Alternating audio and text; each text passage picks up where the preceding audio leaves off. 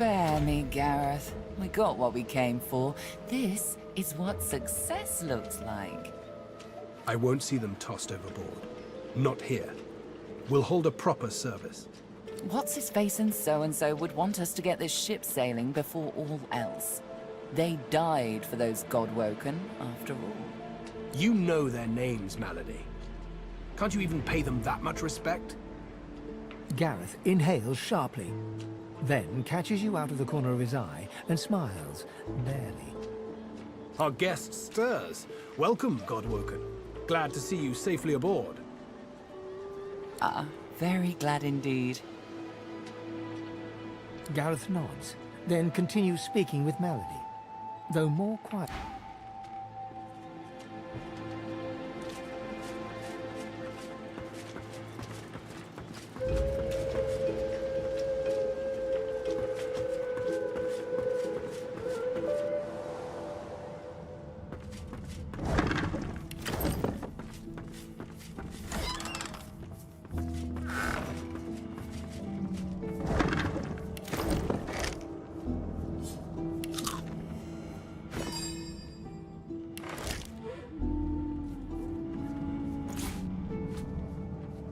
Where would I hide something important if I was a person?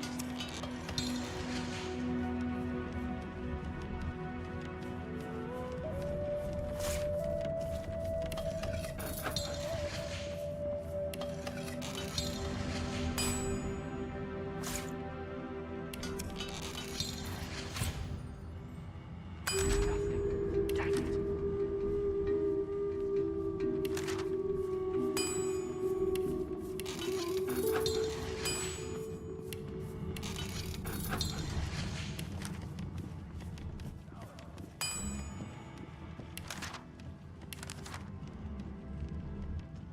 Nothing.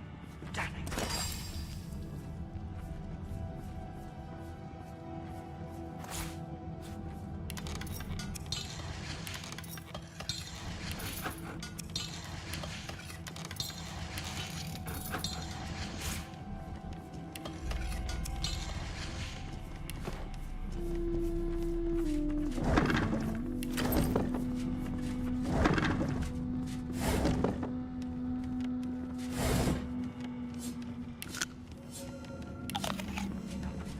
Damn it.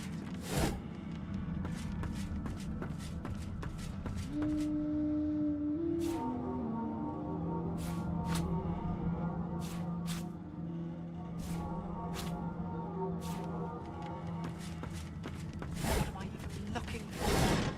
Will I know it when I see it?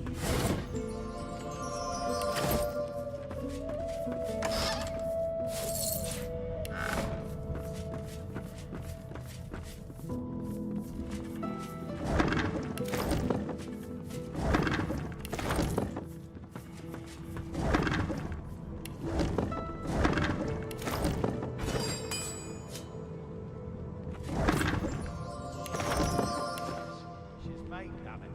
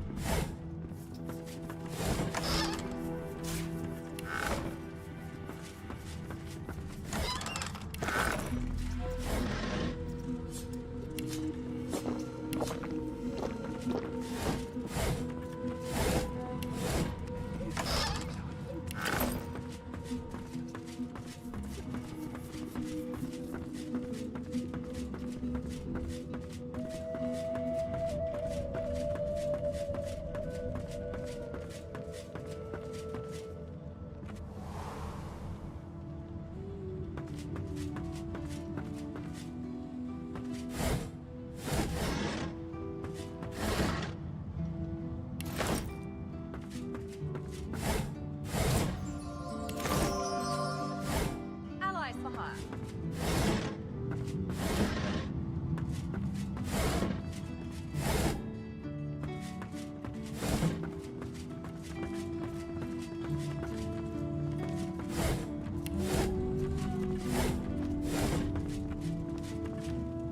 The Seeker flexes her arms stiffly. Her joints audibly pop. She sees you draw near.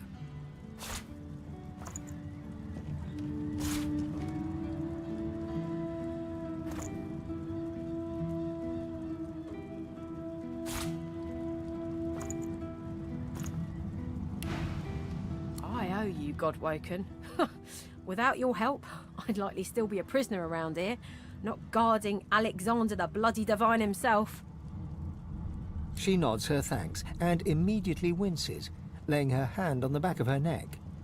Good luck getting anything out of either of them. Our special guest is out cold, and the other one ain't in much of a talking mood. All right then, just... don't make me regret it.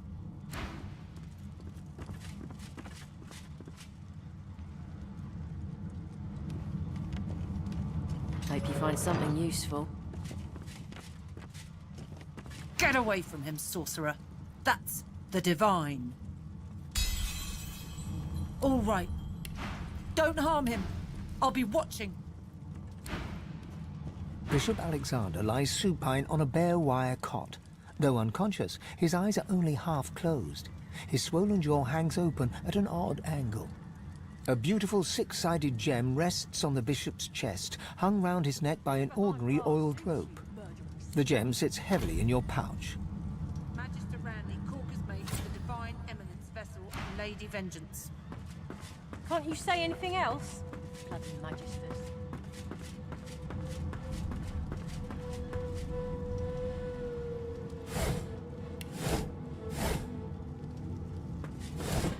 What's this?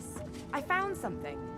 I've got sword fighters, mages, archers, all willing to fight by your side if the price is right.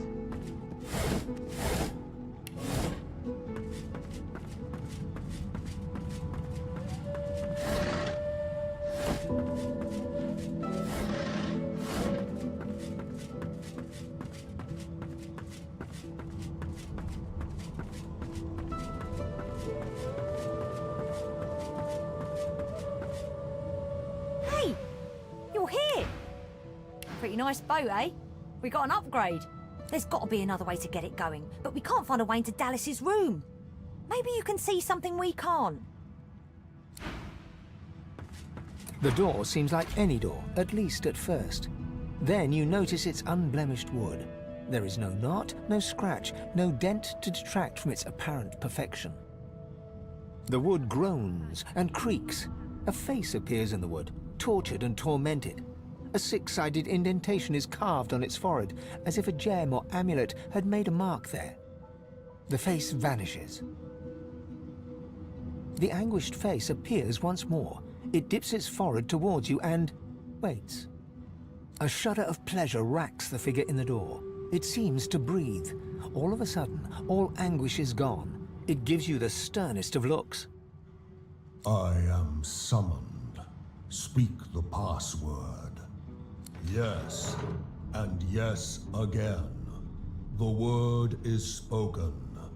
Welcome to the stateroom. Won't let you down. Just one more moment, please. He clicks together two halves of some type of gauntlet sitting in his lap and turns his full attention to you.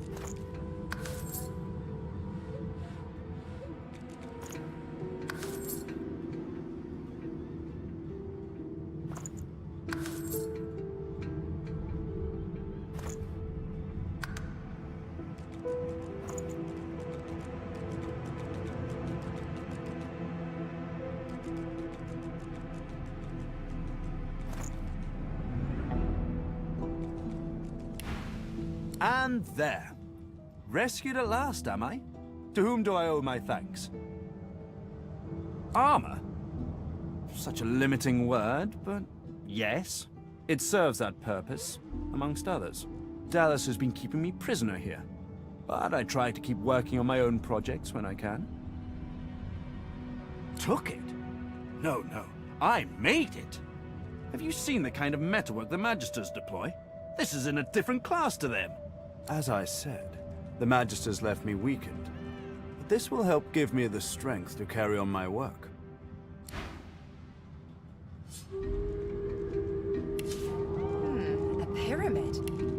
What on Rivellon is this for?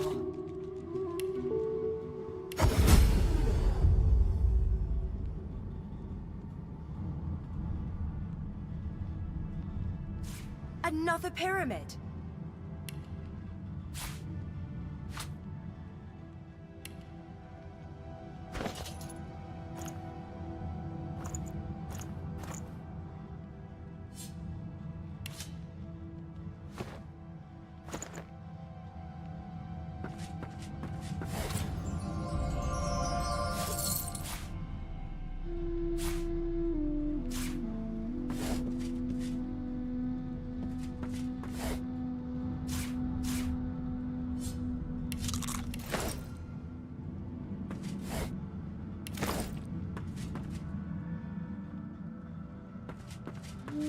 What's this? I found something. What script is this? Whatever it is, it appears to be written in verse.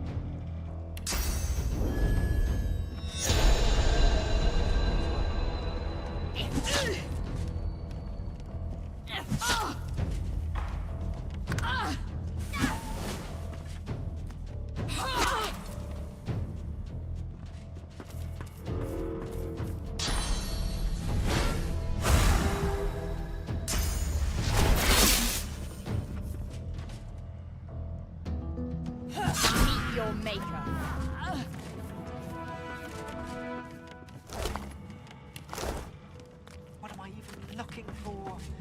Will I know it when I see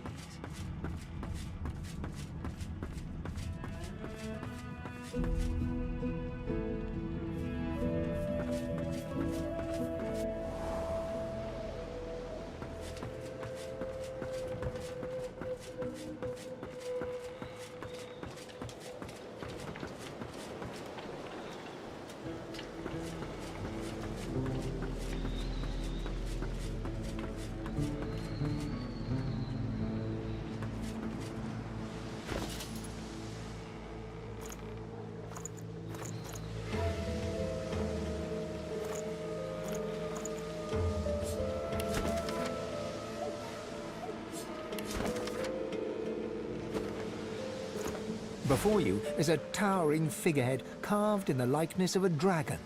It looms over the bow, its fangs bared at the open sea. The deck beneath you groans and trembles, like the ship itself is awaking from a slumber.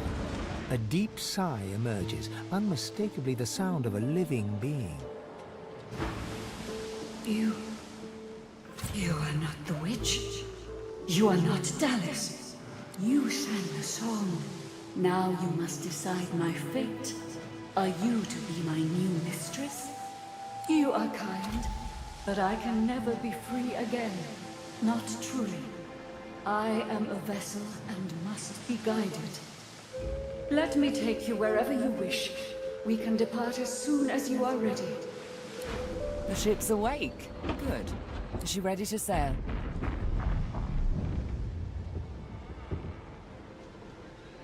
Dying to hear them.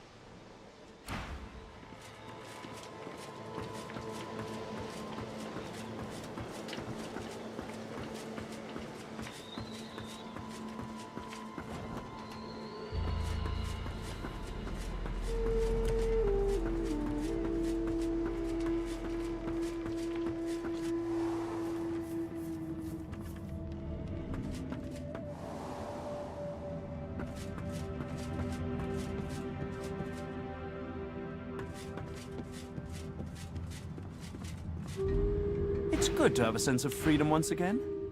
Truly good.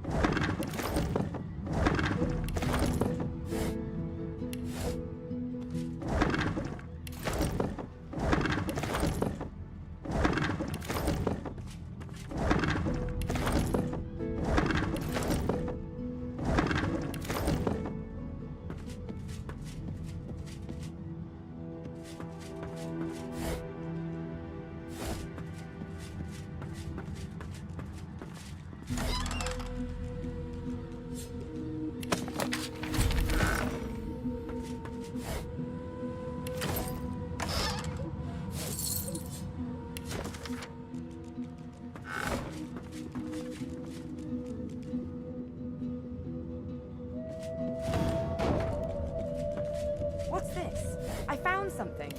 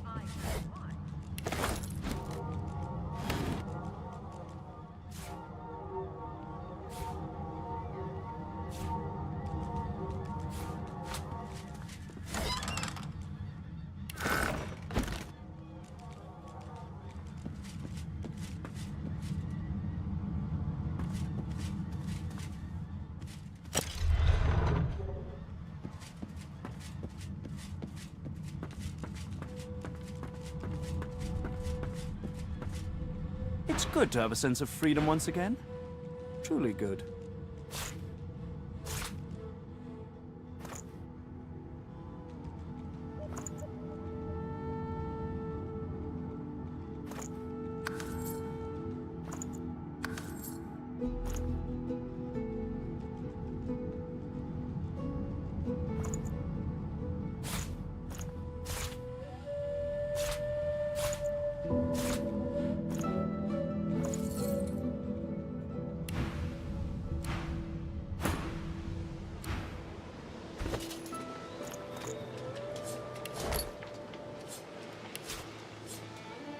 Our sacred ancestor trees, turned into the slaves of warmongers.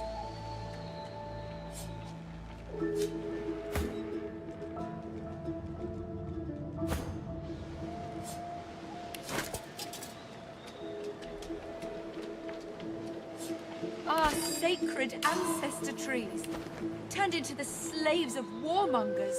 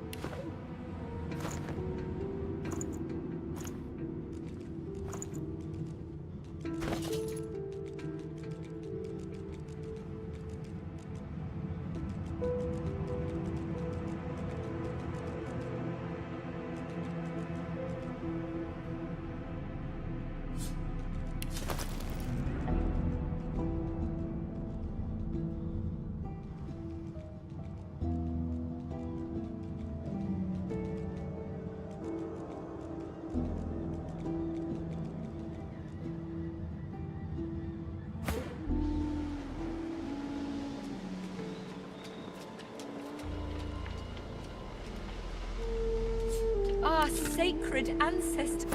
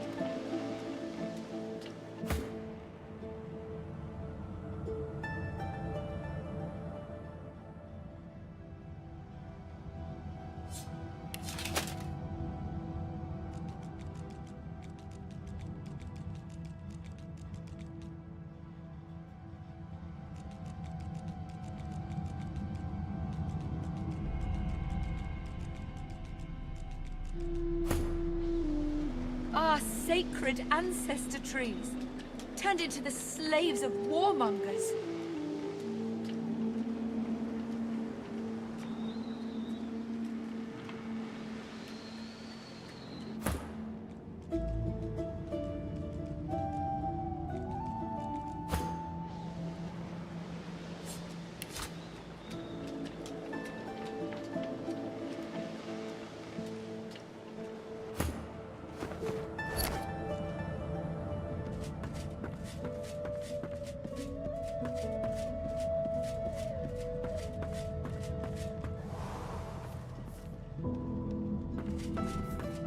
Did you hear that this ship is alive and awake? I didn't think we'd have to ask the damn thing nicely to take us away from here.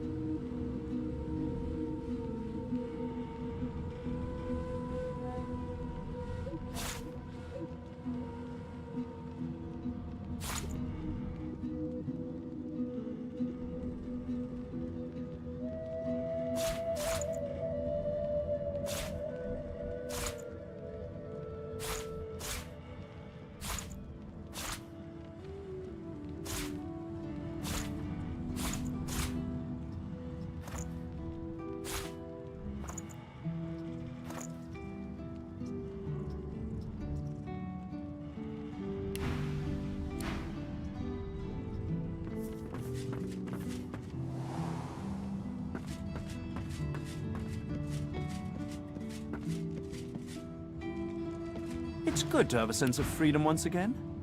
Truly good.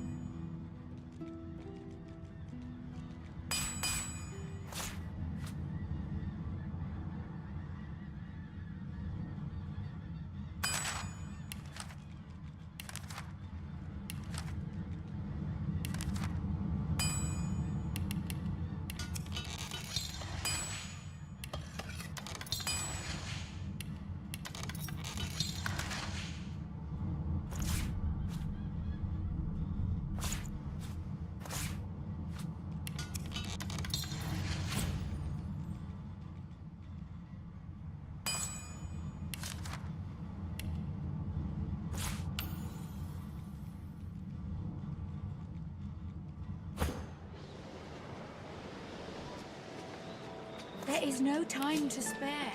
We have to put this island behind us.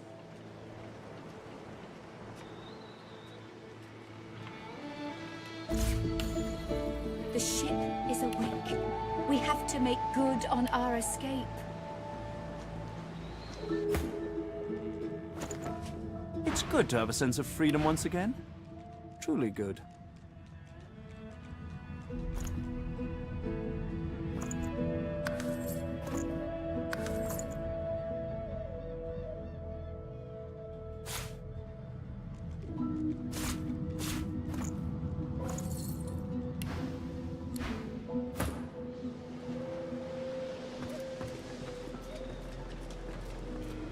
The ship is awake.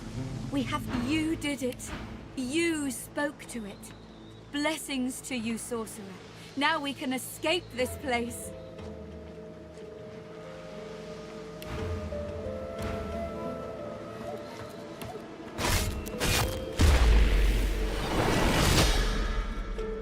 There you are.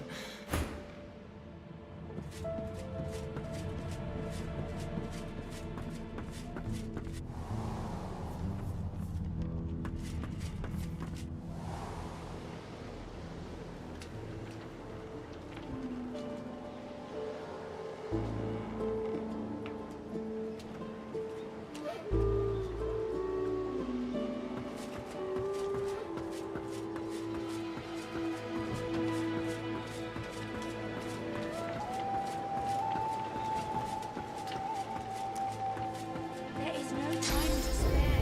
We have to put this island behind us.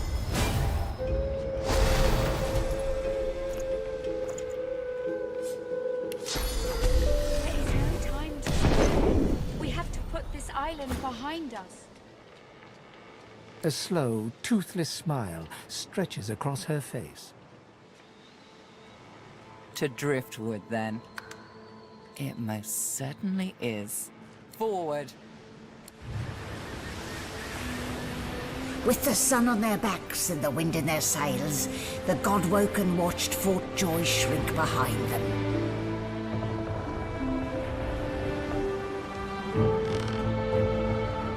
But their capture of the Lady Vengeance had not gone unnoticed.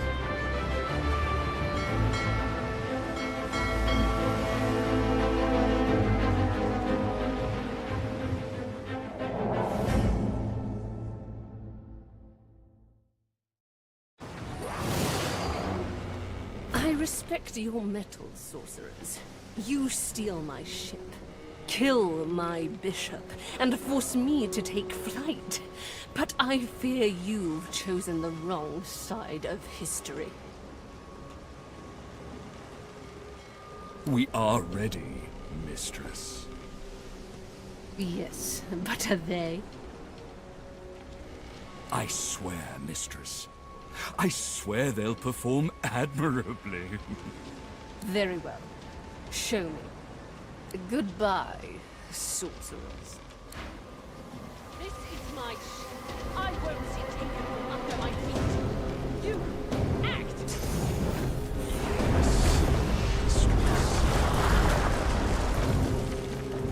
Oh, for the love of the void. Listen up. We can't win this one, but I can get us to safety. You'll need to buy me time. Show us what you can do, Godwoken. Godwoken? Parasites, rather. I'll take care of it, mistress. Fight with such fire. Let's make it. Stop that help! Her sorcery must be silenced! Burning. Like a bomb in my belly. Ready to burst.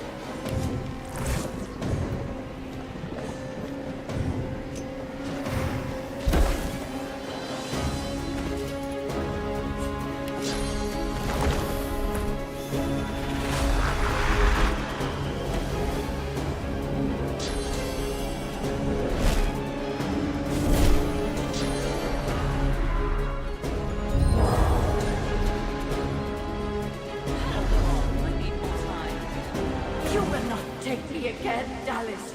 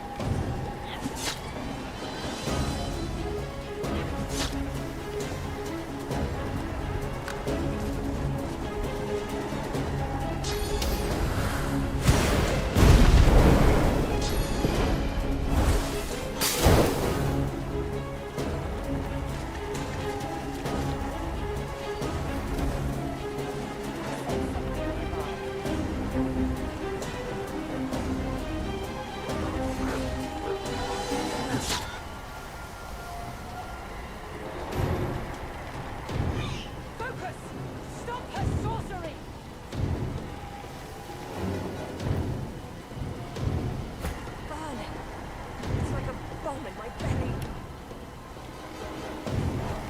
Almost there. A little longer.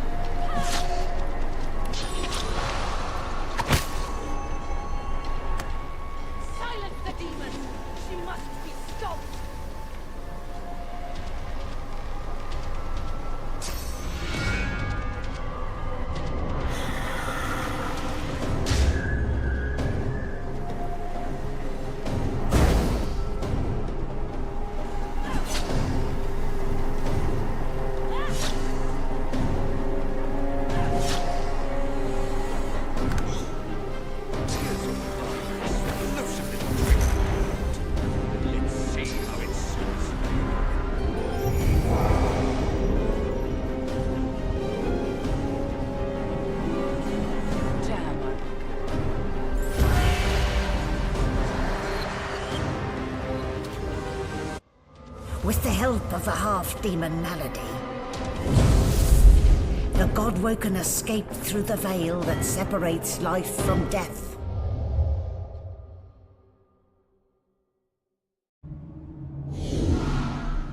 The air here has a familiar smell, like the place you grew up. Old memories begin to well within you, but the sweet sour smell of decay suddenly punctures them. The air is silent and still around you. No movement, no life disturbs it. Is that a tree? What's hanging from it?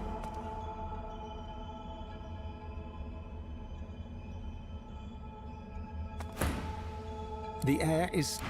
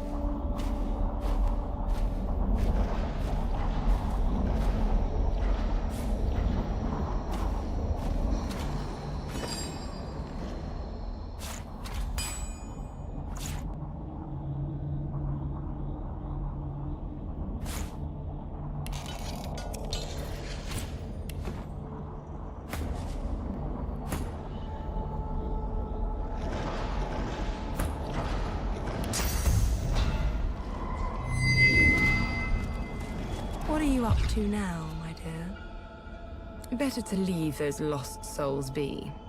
They can't help us. You've grown since last we met. You seem taller, stronger. I'm proud of you. And not a minute too soon. The gods are indisposed. This is our hour. Soon enough, we'll become divine. They were playing out of their league. 7 mice can't hope to outclaw a cat. We owe that cat quite a lot. Let's be sure to show it our gratitude when we have it kissing our feet. You've met it before in one form or another. The Void doesn't exactly keep a low profile. And believe me when I say, You'll need me if you're to withstand it. I'll remind you you said this when all our dreams, our greatest aspirations, have come true. Believe me, Losa. I came here to help you become the person you're supposed to be. You feel it, don't you? That burning cold. That's the void. It's coming here. It's coming for the gods. And it'll come for you too. This isn't the moment for making enemies. Remember that.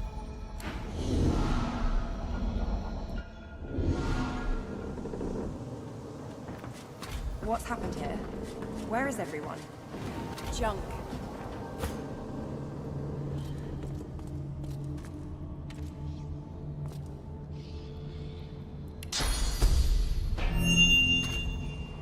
As the cursed branches slither away from Rallick, he raises his head. Green eyes glint with sudden fire from behind his helmet. Are we the first? The others, do they hang still upon the tree? He strains at the ethereal ropes that bind him, resisting their grip. You must make haste. I am bound, but not defeated. Not yet. You are my chosen. Now you must become the champion of our kind. The champion of humanity. I have survived our enemies. You must do more than that. You have already unleashed some of the powers locked within you. But there is a great well of possibilities still untapped. You cannot stop until you ascend to the highest heights of your power. You cannot stop until you become divine. He opens his mouth to respond, but stops and tilts his head, listening for something you cannot detect. I hear the void. I hear it calling. I hear it laughing. It's coming! It's here! If it finds you here, if it finds you! Rallick's face twists in fear. He opens his mouth as if to scream, but no sound comes out. White-hot cold pierces your heart like a blade. You are frozen to the spot. The burning cold pumps through you like a curse, and then...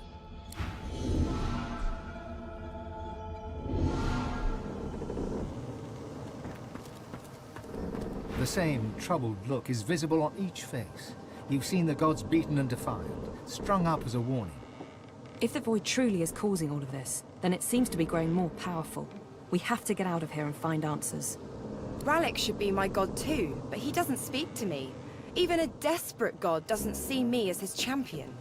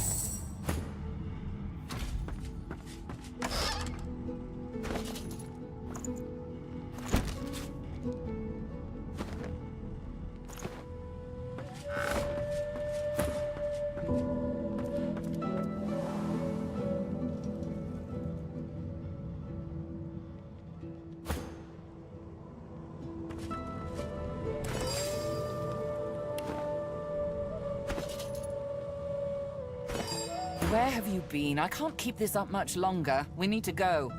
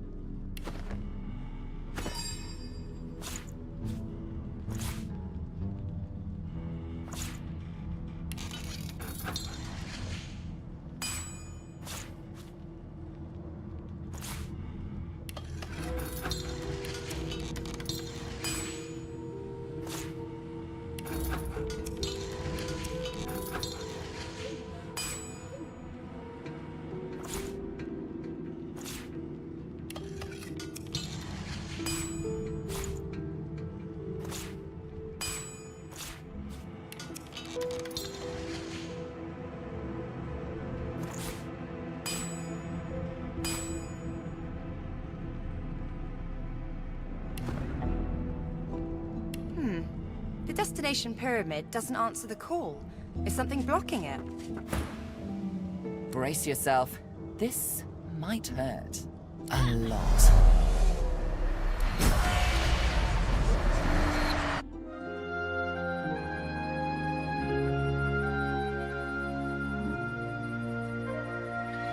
The chill of the Hall of Echoes clung to the Lady Vengeance as it returned to the shores of Reaper's Coast.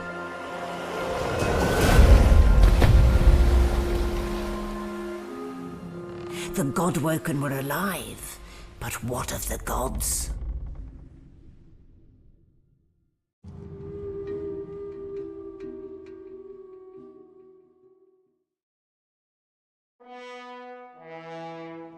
Solid ground materializes beneath your feet. Your weight falls back into your body all at once, and bright sunlight stings your eyes. As your eyes adjust, you realize you're still aboard the Lady Vengeance. A gust of fresh sea air caresses you, and warm sunshine prickles your skin. One moment, please. Just a moment. Malady explodes in a fit of retching that racks her body. At last, she sneezes and expels a glob of something shiny and silver onto the deck. It wriggles quickly off the siding and plummets into the sea with a splash. Better. Let's not do that again anytime soon. Very good. I'll feel far less put upon if you tell me you learned something useful on our little field trip. Condition? What do you mean? I see. So, the gods were bound and cursed by the void, and the thing inside you, the very powerful thing inside you, told you you need to become the next divine. Well then, it sounds like you need to ascend, doesn't it? And quickly. She inspects her fingernails with great attention, then looks up at you from under an arched eyebrow. Did it mention how you were meant to become the next divine? Oh, what confidence you inspire. Luckily for you, Mama Malady is here to help. We already know you can bless, but as far as I know, you can neither see source nor take it as you see fit. I may not know much about divinity, but I do know that any Godwoken worth their salt will know how to perform all these so fantastic feats. You need to go see the Meister. She's got one of those things in Driftwood, you know, the building where people go and they do things inside of it. Home, that's it. She's got a home in Driftwood. Give me your map. There you are. Tell her I sent you and she'll handle the rest. You're at the beginning of a long journey, Godwoken. Long, but exceedingly interesting. Now, I must be going, and so must you. One more word, Losa. I'm concerned about you. Other Godwoken meet with one of the 7. You've been meeting up with an apparition from your own mind. That isn't good. Huh. No.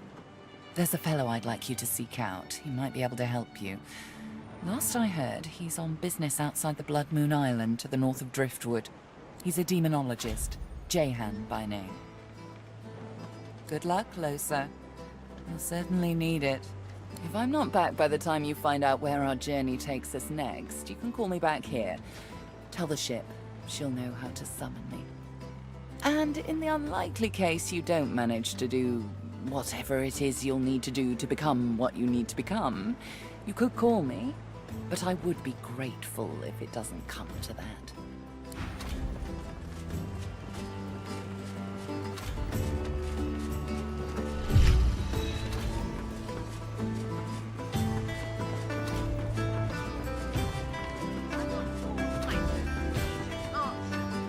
She's something. If the price is right.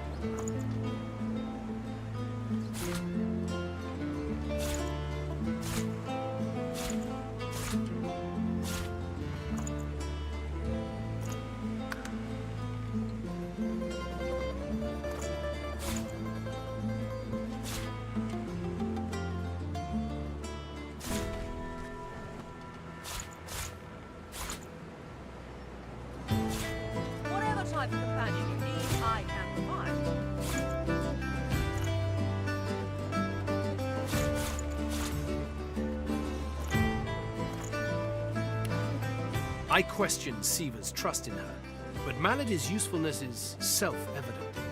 As Lucian said, you will be eternally gifted when you act in my name.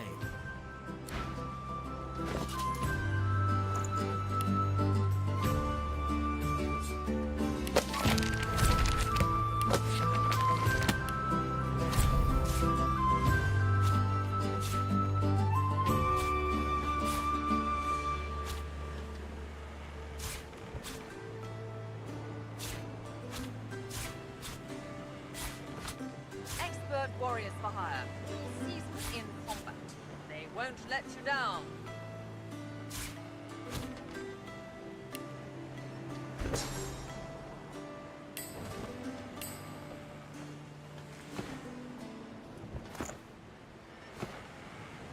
You can put a price on the warriors I have for hire, but you can't put a price. Glory they'll win.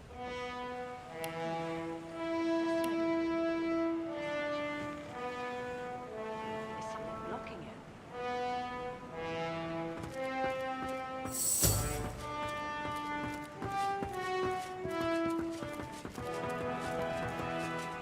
You must be one of those uniquely gifted sorcerers I keep hearing about. Such illustrious company I find myself in.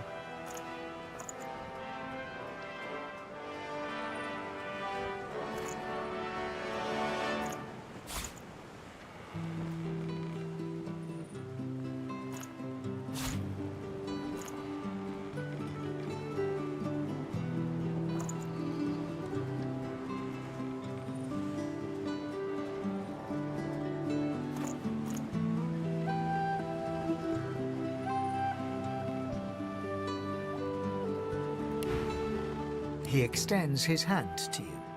I am Tarquin. Consider me at your service.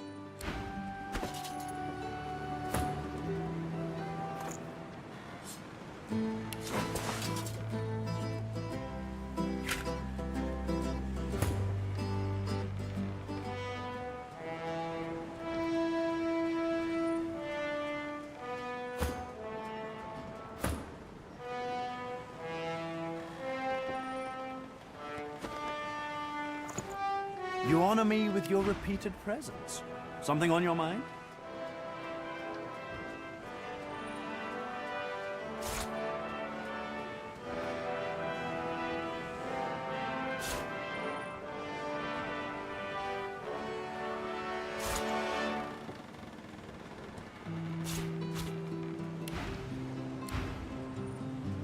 You honor me with your repeated presence. Something on your mind?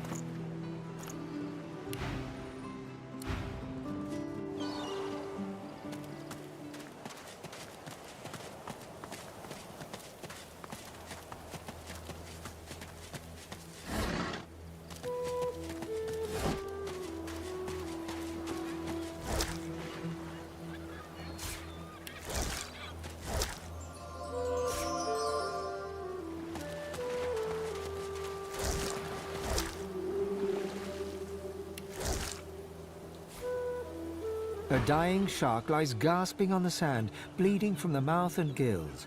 It turns its dark and soulless eyes to you. Its bloody gills open in search of water, but find only air. It gasps in the air, struggling for the breath to speak. Its own blood froths at its mouth. No! Die here! Monsters in the water! Monsters in the deep! It looks at you with its cold, flat eyes as if to say, do what you will. Then it turns away and gets back to drowning in the bloody sunshine.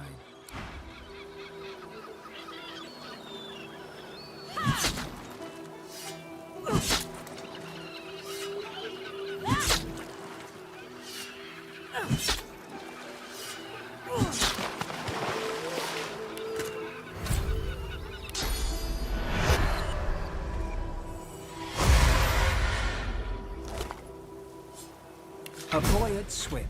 Your name is Joe. You're 9. You're brave. You're off to see your mum. A shadow moves below you. A jagged vice closes on your thigh and pulls you down. Water fills your lungs. Blood billows.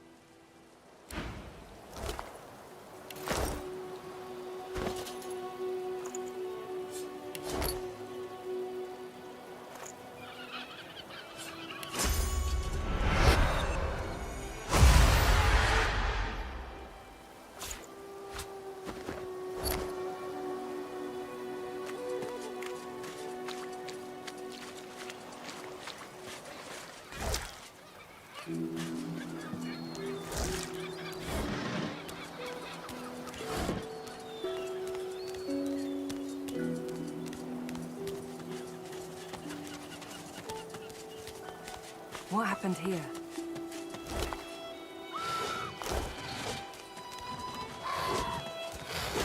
That Void Woken has someone in its claws.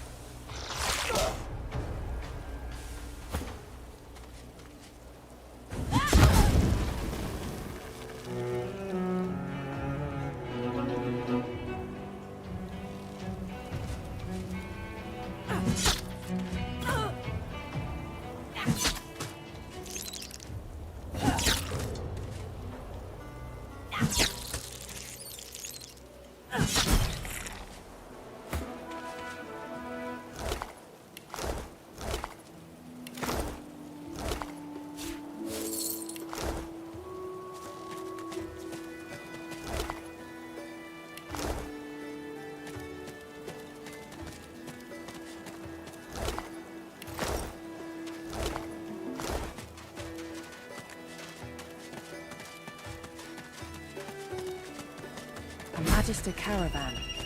I remember one just like this picking me up. Could have been a shipment to Fort Joy. But what happened here? Not true. Can't be true.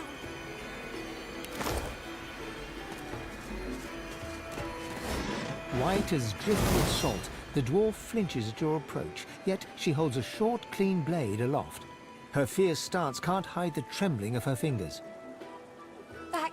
Back! Magister, I'll kill you, just like the rest of them! She flinches at the slightest rustle of wind through the long grass. Terror in her eyes, she stumbles away from you.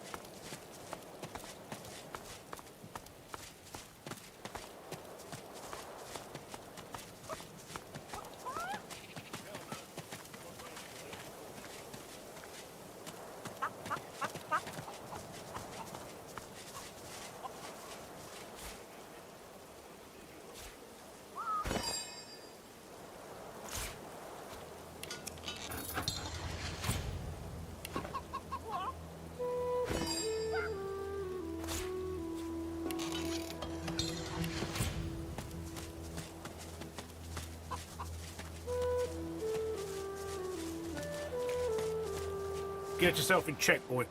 I won't have you running off like Millicent and Tully. You'll just end up sliding down some Voidwoken's gross gullet, piece by piece. The older-looking Magister notices your presence. He wipes his grubby hands downward across his greaves, as if to wipe away the grime, but instead smears more dirt onto them. Halt! What word do you bring? His face goes pale, and his eyes open wide. The Magister that greeted you remains stiff, as if enduring a harsh wind. The Void Woken come. Hush, Fader. You may pass, traveller. Dare say you'll be aching to leave before long anyway. But before you do, find Raymond, the White Magister. He'll want to know what you've seen. Be quick, mind. He's set to sail any moment. He nods his head in the direction of the bridge, but offers no other instructions. As long as you stay put, you'll be safe. Are you sure? Them sorcerers from the caravan?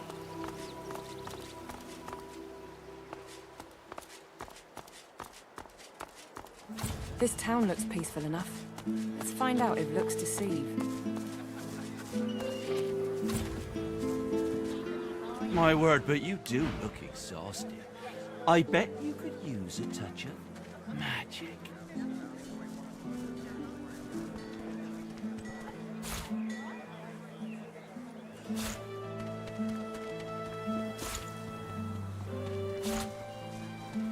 Keeping it together, Bree. I'm all right, as long as I don't think about it too much. You're safe among friends. Never forget it.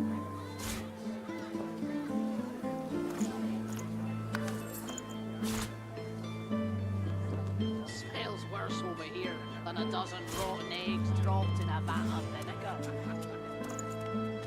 Well, don't come over. Not while you're frying anything. They don't come visit me, Tom.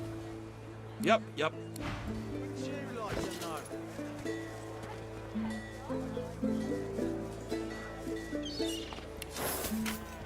Keeping it together, Bree. I'm all right, as long as I don't think about it too much. You're safe among friends. Never forget it.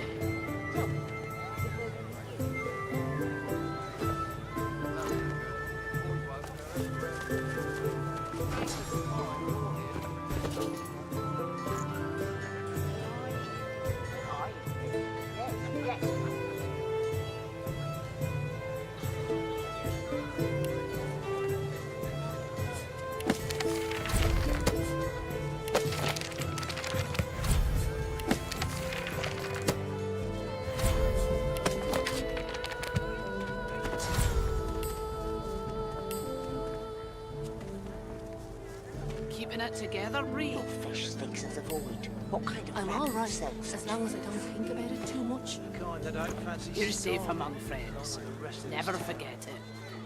It's all well and good for you with your rations. We've got to take what we can get. You needing supplies? I'd stock up if I were you. It's madness out there. Never seen anything like it.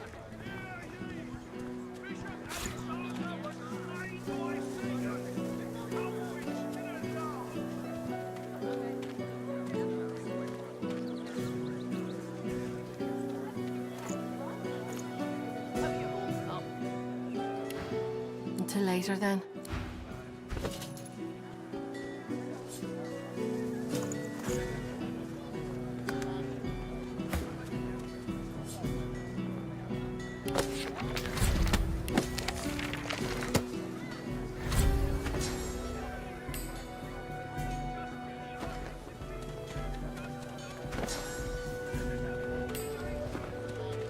Keeping it together, Bree. I'm all right, as long as I don't think about it too much. You're safe among friends. Never forget.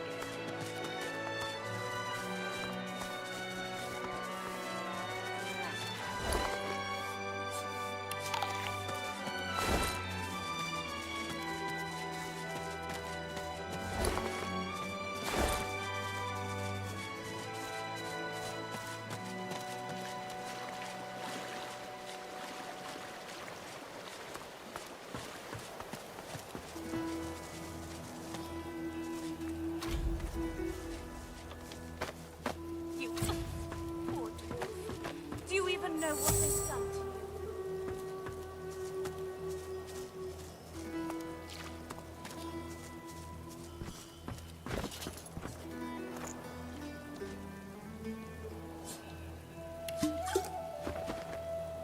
The lizard hangs from the gibbet, her face blooded and her scales discolored. Her eyes are closed, but her tongue flickers as you approach. Welcome to Driftwood, Godwoken. One bloody eye cracks open, glittering gold appearing from beneath the swollen lid. Chased you all the way here from Fort Joy, did they? Very well then, cut me down.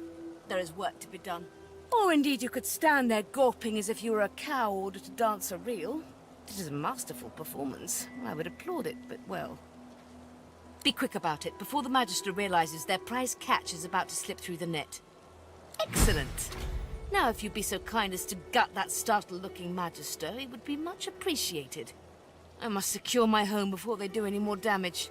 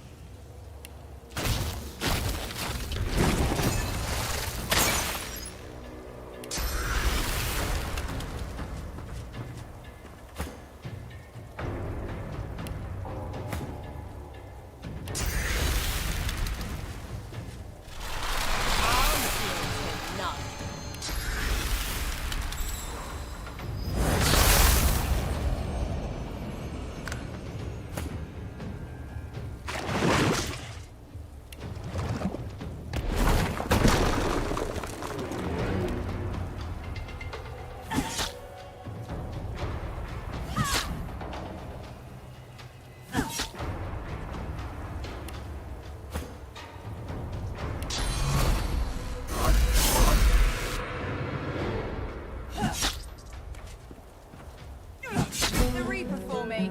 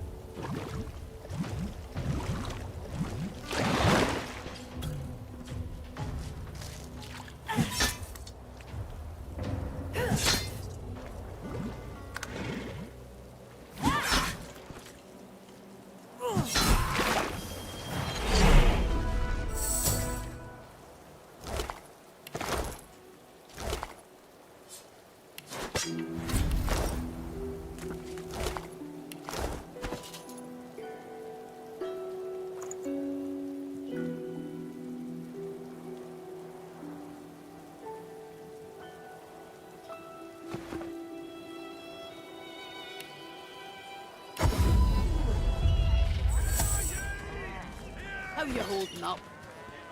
Not in any mood to talk about it.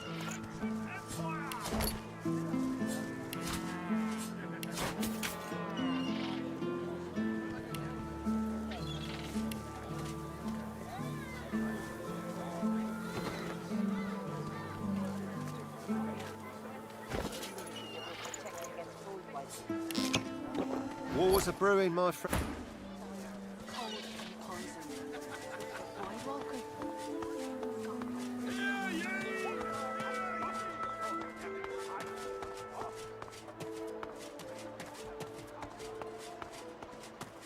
Why the devil is this stall out in the open?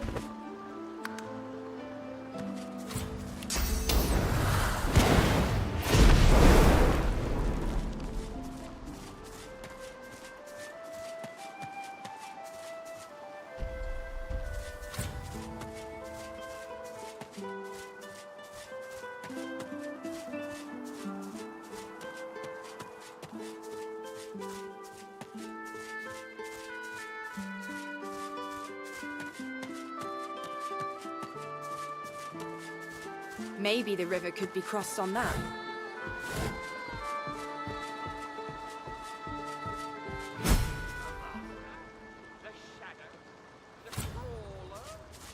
I see a cage, and there's something in it. In the darkness of the woods, you spot a man overlooking a cage that holds creatures crept from a nightmare.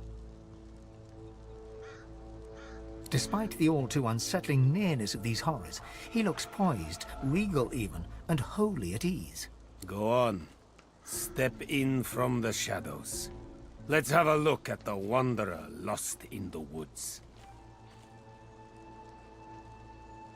There is much weakness in Revelation. What upper hand you had, you've lost. He eyes you with a sudden intensity, makes you feel like a weight upon a scale, balanced against an unknown measure. But you... there's something different about you. A desire to be seen through, so that I may know you for who you truly are, when you're yourself alone. It's been a while, hasn't it? Since your heart leapt in your chest because of your feelings. Since your hands reached for something delicate to your touch. Even now you see visions repellent to you. You see me as a mess of meat beset by maggots. Your fingers sinking slowly into the slush that were my eyes, licking your thumbs. Yes, I know how they work. Visitors like yours. Suddenly, the tip of a dagger presses against your throat. Take a step back.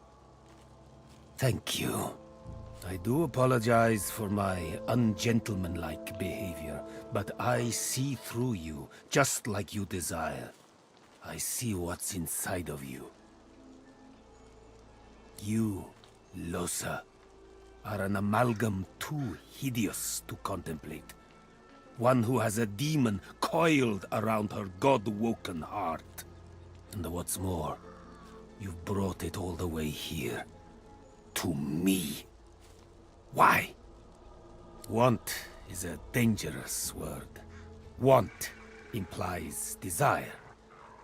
We tend to do far too much to get what we crave. No one knows this better than your demon. He steps back and passes his gaze over you, his face impassive. There is nothing I know better than demons. And you've long since moved beyond the stage of mere possession. Your soul is still yours only because it is God-woken. In dealing with you, I risk everything. But of course, I won't refuse you. I'll do my best to drive the demon out.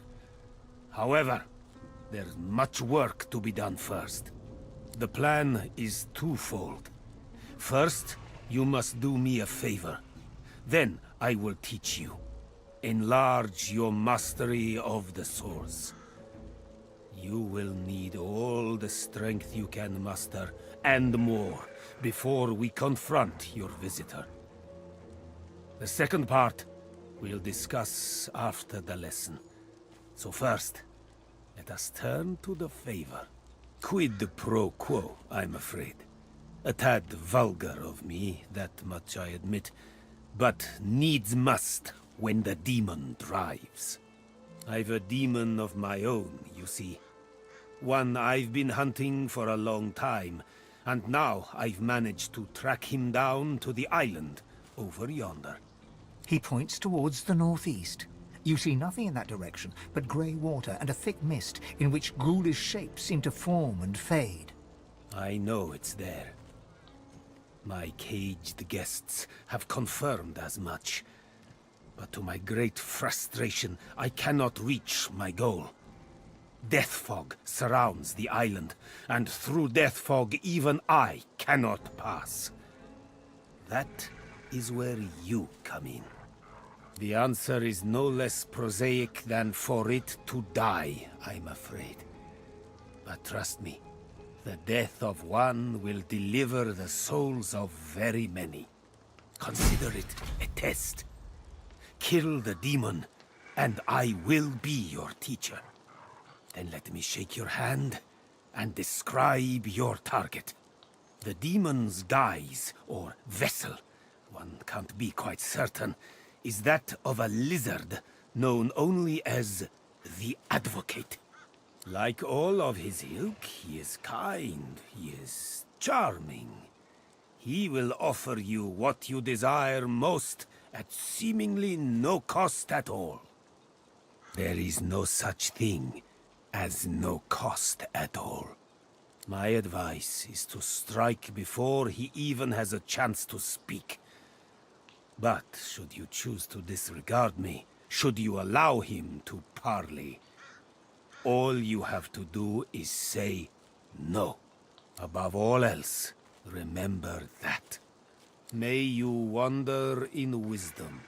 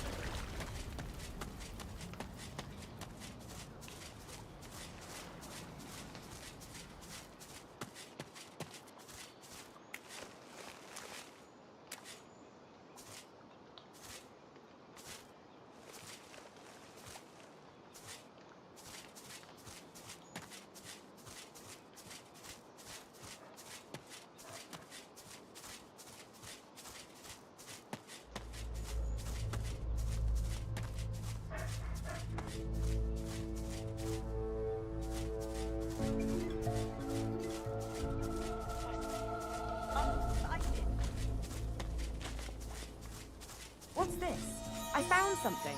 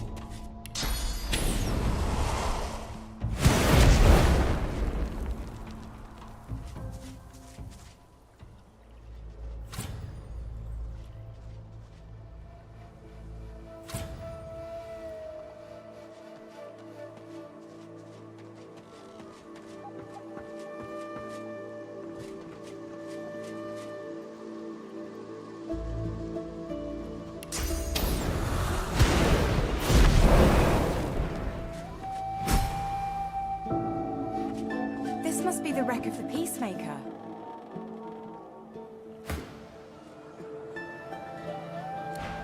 You're safe among friends. Never forget it. Buying or selling?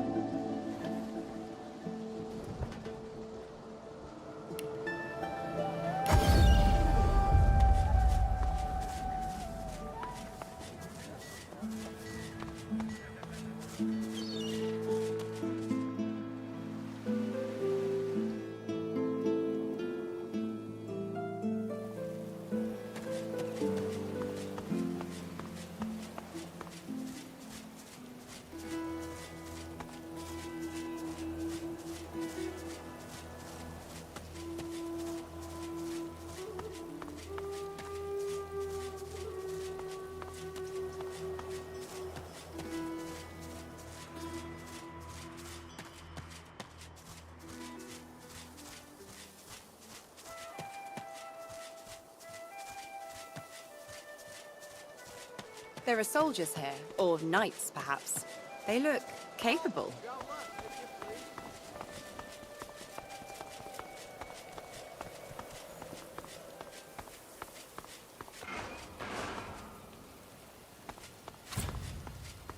Burning Voidwoken. The stink upsets me, and I don't know why.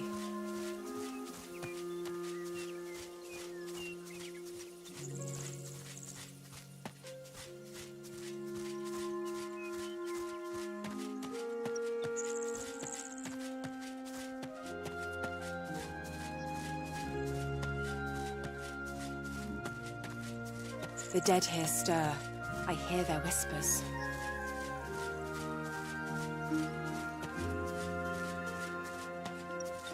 I've spotted something.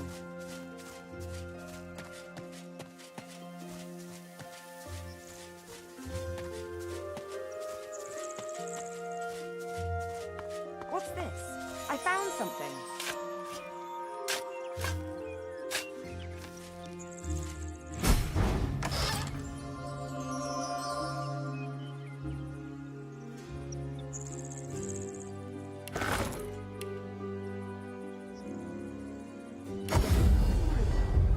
You're safe among friends. Never forget.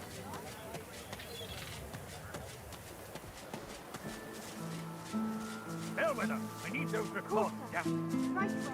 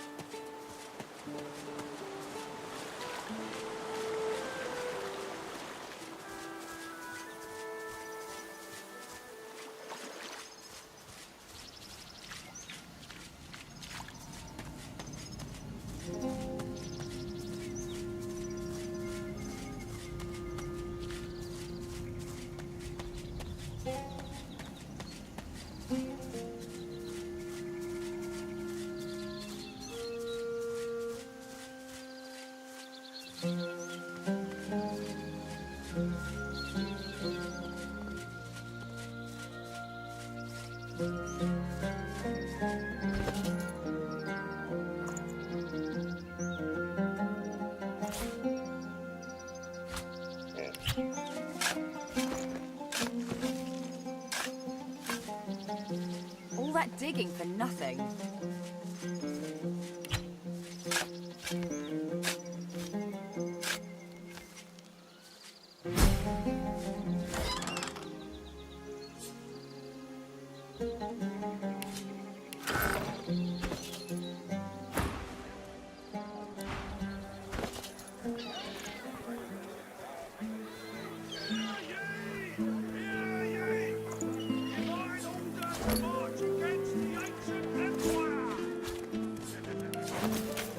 Tell me, have you heard any news? Nothing good. The Voidwoken are everywhere. Thank the Divine you're here to protect us. Yes, of course. Smells worse over here than a dozen rotten eggs dropped in a vat of vinegar. Well, don't come over. Not like you're buying anything. Buying or selling?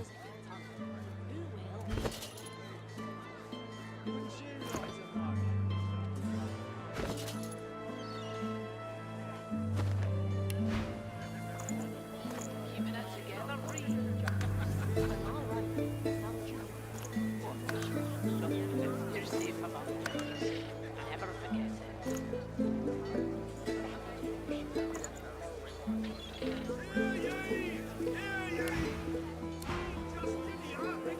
or selling?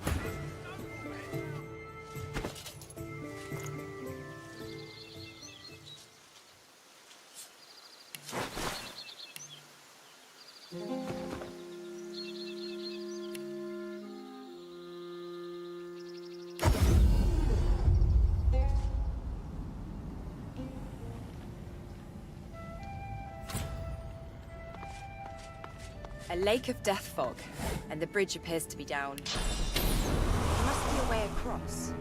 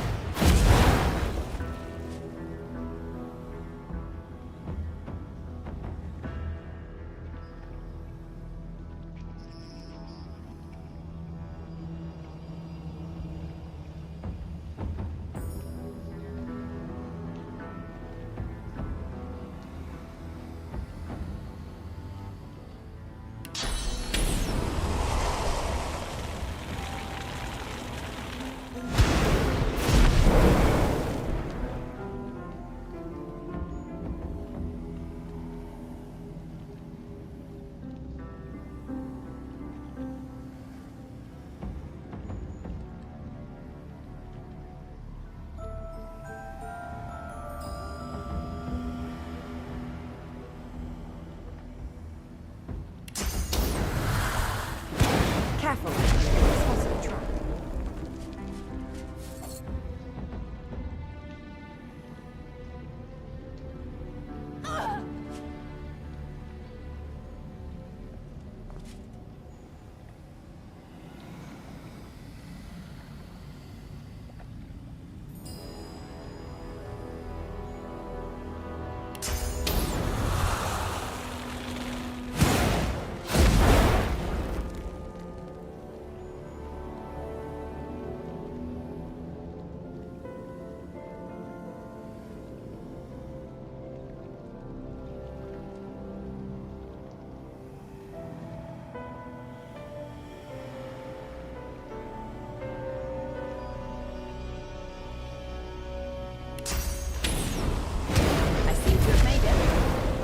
What lies ahead looks even less welcoming.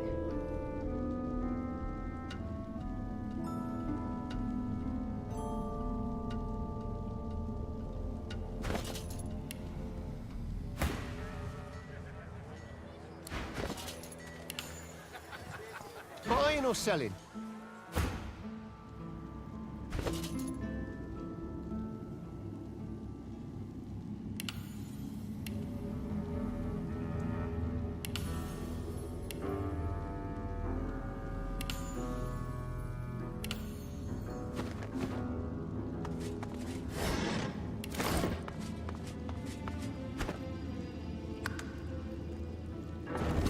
Greetings and salutations. Have no fear, we mean you no harm. No harm, no harm, no harm, no harm, no harm. The being sniffs the air in your direction and licks his lips. He moves a couple of paces towards you, his eyes hungry and entranced. He abruptly slaps himself in the face and halts his advance. My manners. Master would not be pleased. He awaits you west of here. He will not harm you.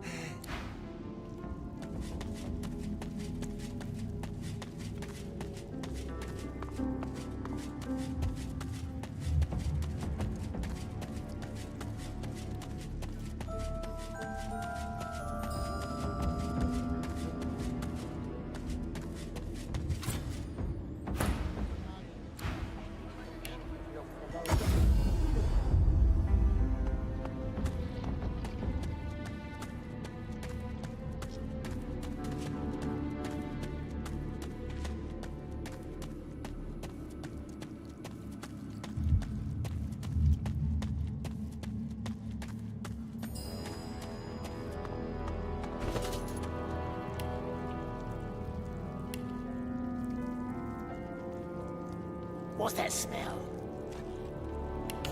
Something delicious. Where?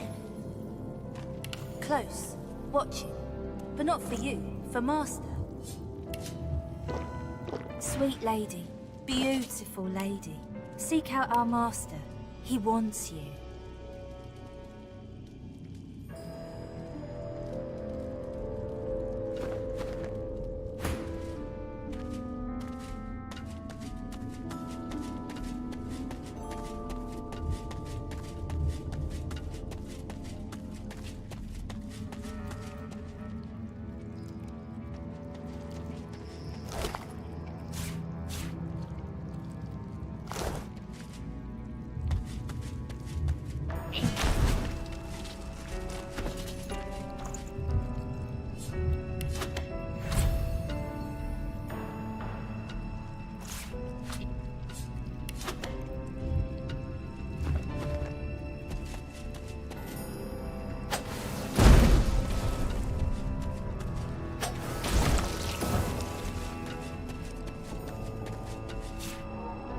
Old thing, isn't it?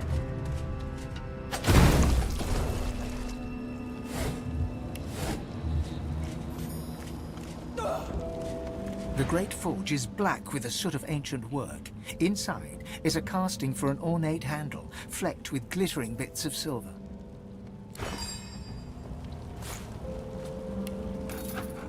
Nice, I guess. Wonder what makes it useful.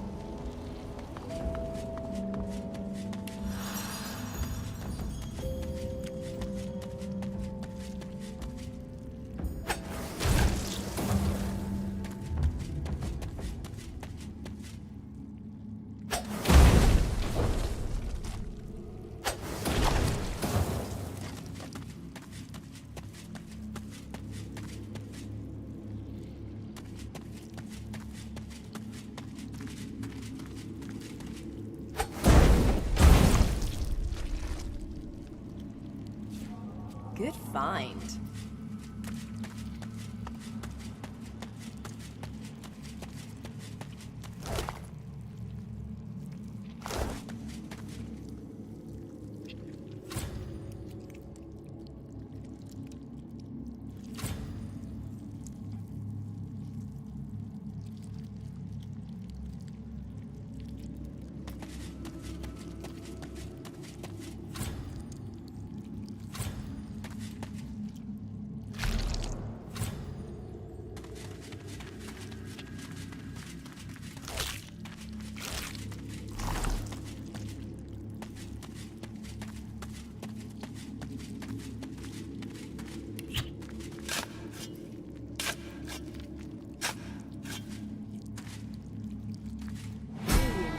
Volumes, a trove of history and knowledge.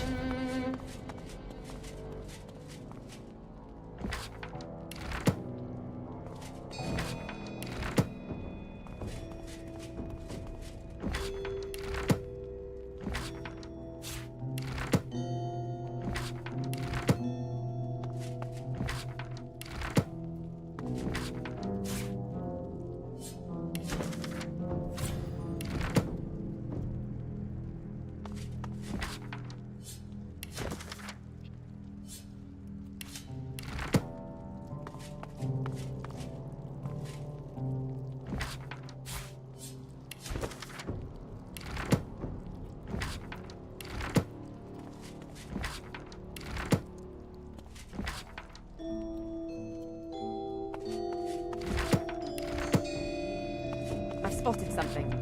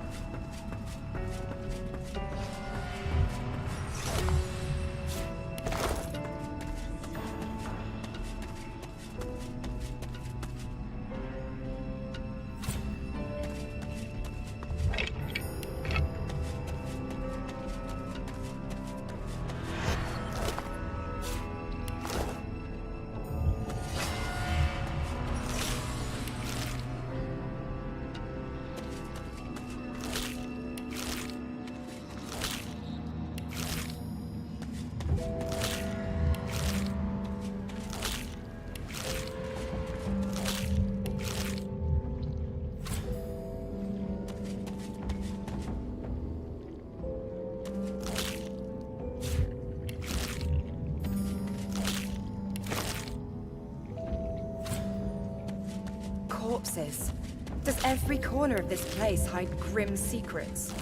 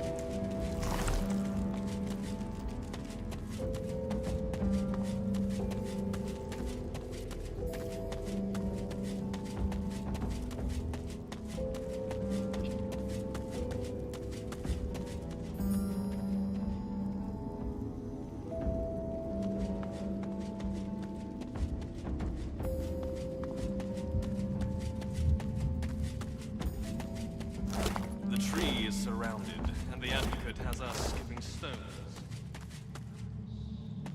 Dark words should not sully those honeyed lips. All will be well. You have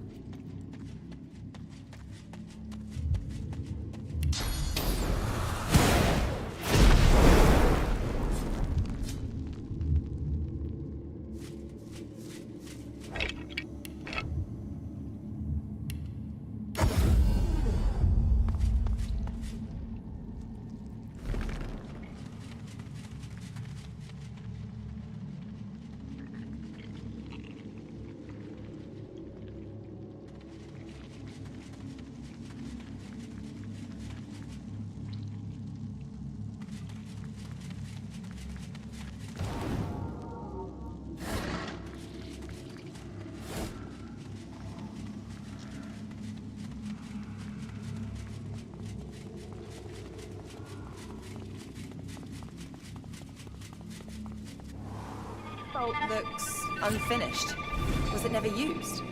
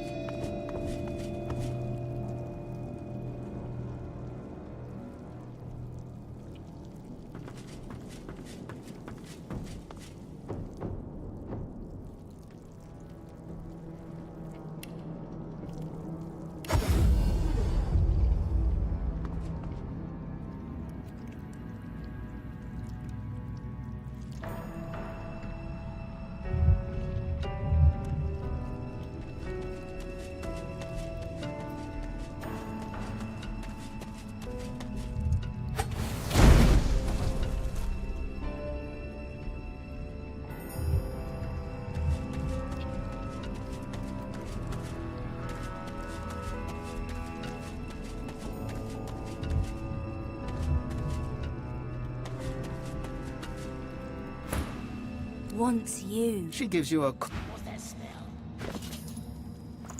Something delicious. Where? Close. Watching. The statue is a striking sight, a sizzling blue totem on a blood-red isle. Even stranger, a shard of polished iron peeks from under the statue's base. There's something hidden beneath this massive sculpture. The hymn twines around the effigy like a fine thread. Guardian burning bright with sourceful flame, abide the sacred call, reveal the godsless hall. Winged keeper, song doth bid you break. The priest shall scry the demon's lies, the chains await their captive. From stone to dust, from stone to dust. Job.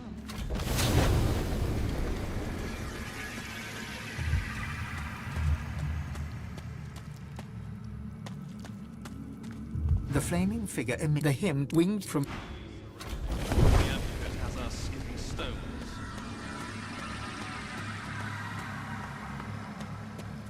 The imposing the hymn winged from stone...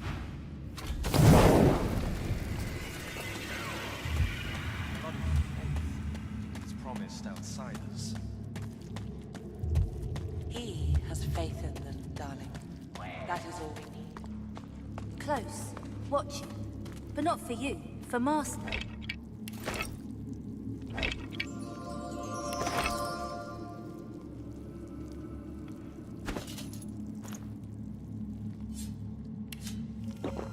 The foul creature greets you with...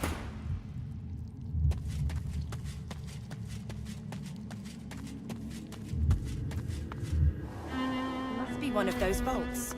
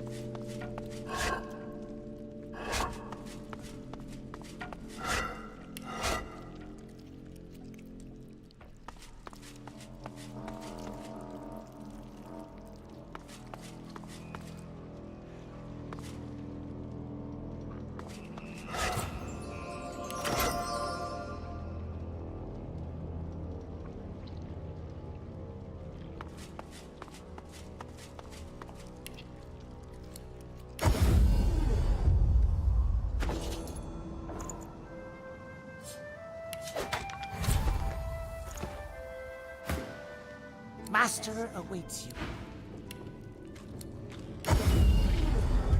It smells worse over Buying or here selling? than a dozen rotten eggs dropped in a vat of vinegar. Well, don't come over. Not like you're buying anything. If I don't come visit you, Ton, who will? Wouldn't you like to know? Bishop Alexander was slain by seekers.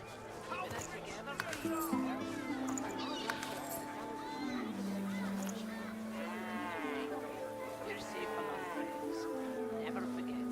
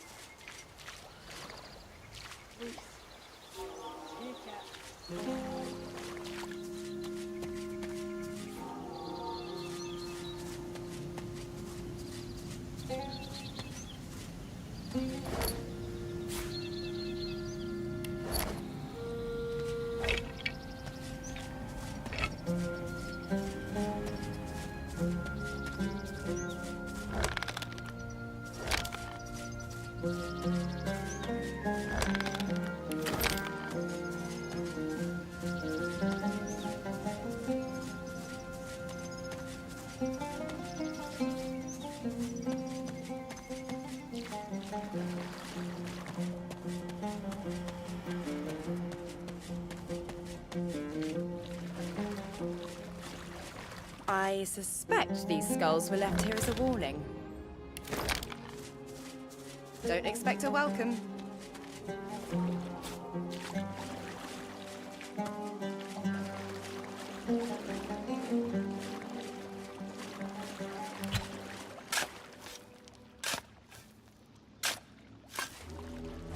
Nothing here. I've spotted something.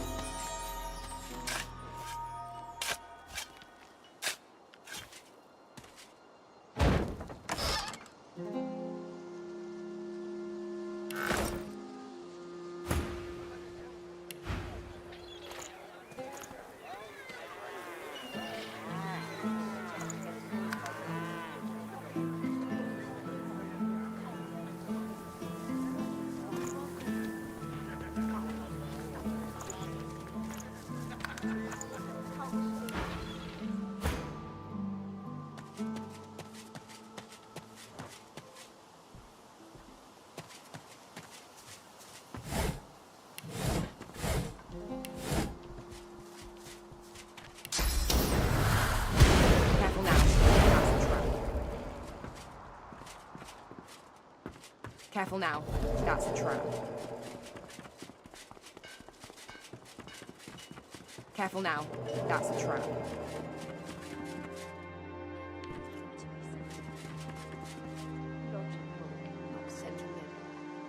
Unhappy people are sloppy, unreliable. Maybe that's why I ain't landed a mark in their life.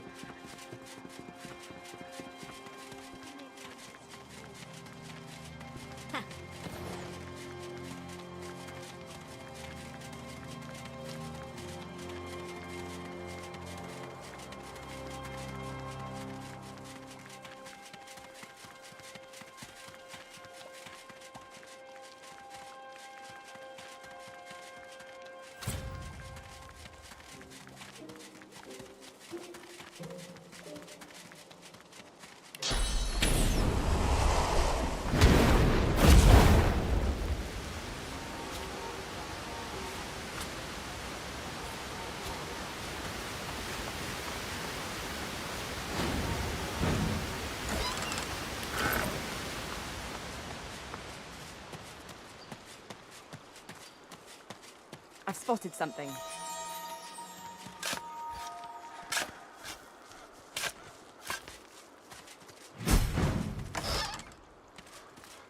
Sure, if we wanted to get eaten by a bleeding void. Looks like this place has seen better days. Much better days.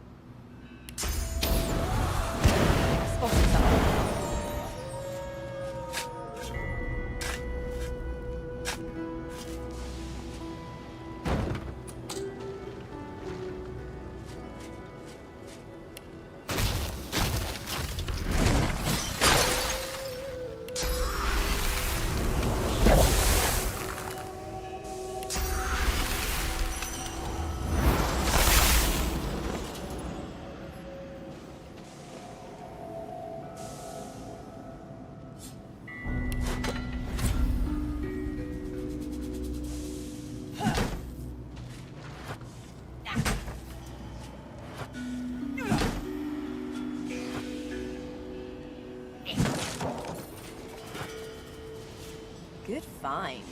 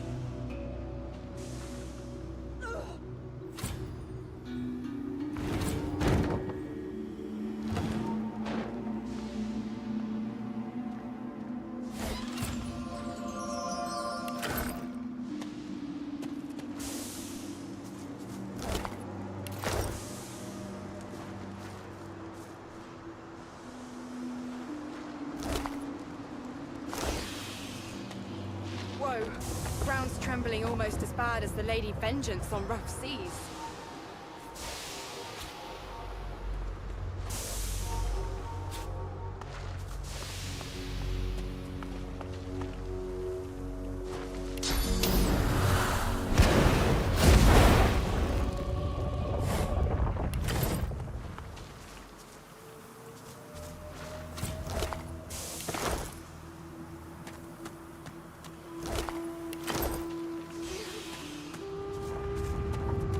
Don't worry. I'll keep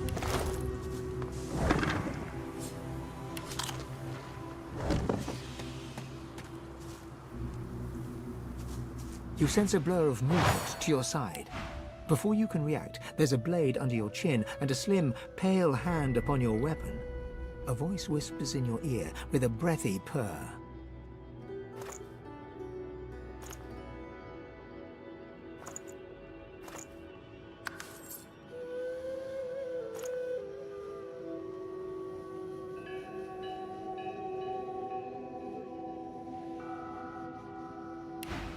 A guest? How brazen of you to enter without knocking. The press of the blade encourages you further into the room, then retreats. You turn to face a woman in black ring robes. She's pale and vividly beautiful, wearing a smile that's somewhere between impish and cruel. Perhaps I'll give you a chance to explain yourself. She lowers her weapon and gives you a curious look. Not because of your response, though. She's noticed something. You're no ordinary traveler, are you? You positively reek of sauce. Are you the one responsible for this mayhem surrounding us? And whoever turned this stretch of cow country into a death-filled valley is likely to be powerful enough to help you. Is that what you thought? You look like someone who wouldn't turn down a good thing when it comes to them. How about a little deal? You help us, and I'll show you how to make true use of sauce. She gestures to where a young magister is propped up on a cot in the corner. He's ashen and dazed, his shoulder bound in layers of crimson-soaked wound dressings. This is Mahaly. We absconded together. I from the Black Ring and he from the Magisters. We fell for each other while I was his prisoner. Love will set you free. Mahaly put himself at great risk to free me from Magister captivity. We made it clear, but he picked up quite a nasty wound. We found refuge in this charming hamlet. But then, well, I'm sure you saw for yourself. The landscape tore itself open, Void Woken appeared, and a shroud of decay fell over us. It's preventing Mahaly's wounds from healing. So, now we must escape this place. Or else remove the decaying shroud so Mahaly can heal. Help us once you've helped Mahaly and I pass freely. Once we're truly clear, I'll give you what you want. Her eyes speak volumes. All that you want. Good. Now listen closely. Clear anything that will impede Mahaly. Flames, those accursed fumes, anything. Come back here when there's a safe route, and we will follow you.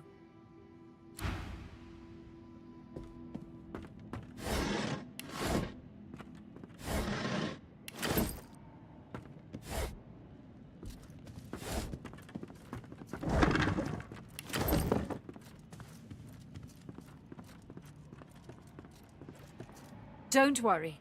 I'll keep watch.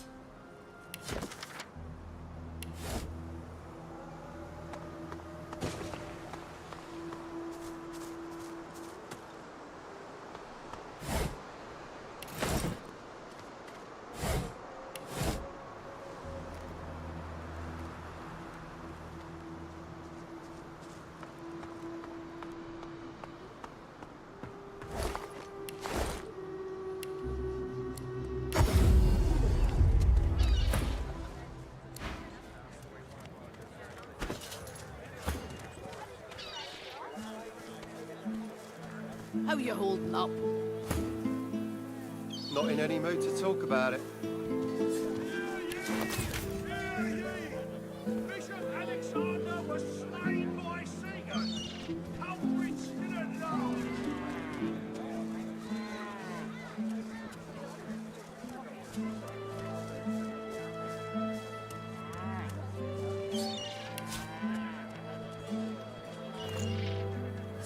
Keeping it together, Bree. I'm all right, as long as I don't drink too much. You're safe among friends. Never forget it.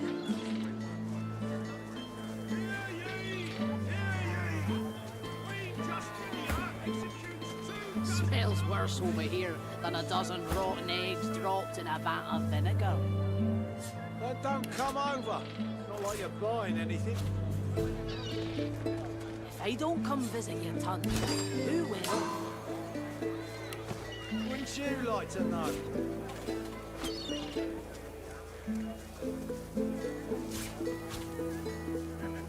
Keeping it together, Bree. I'm all right, as long as I don't drink too much. You're safe among friends. Never forget.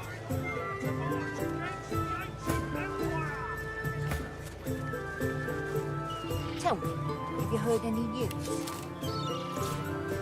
Nothing good. The Void Woken are everywhere. Thank the Divine you're here to protect us. Yes, of course.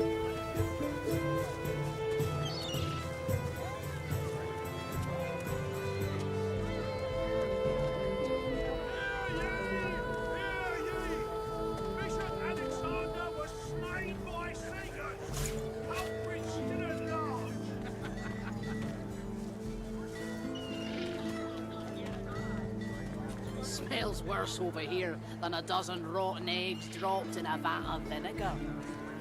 Then don't come over. Not like you're buying anything. If I don't come visit your ton, who will? Wouldn't you like to know?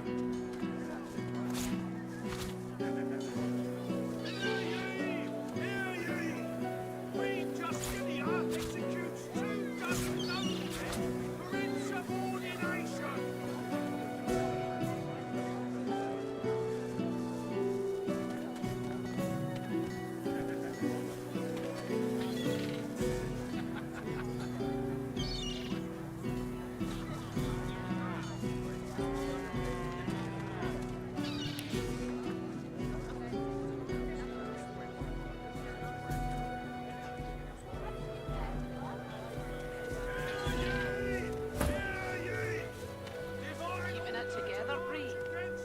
I'm all right, as long as I don't think about it too much. You're safe among friends. Never forget it.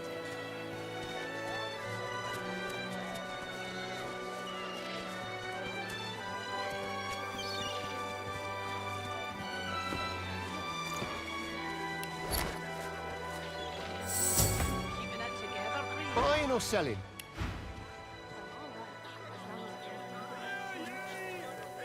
You're safe among friends. Never forget it.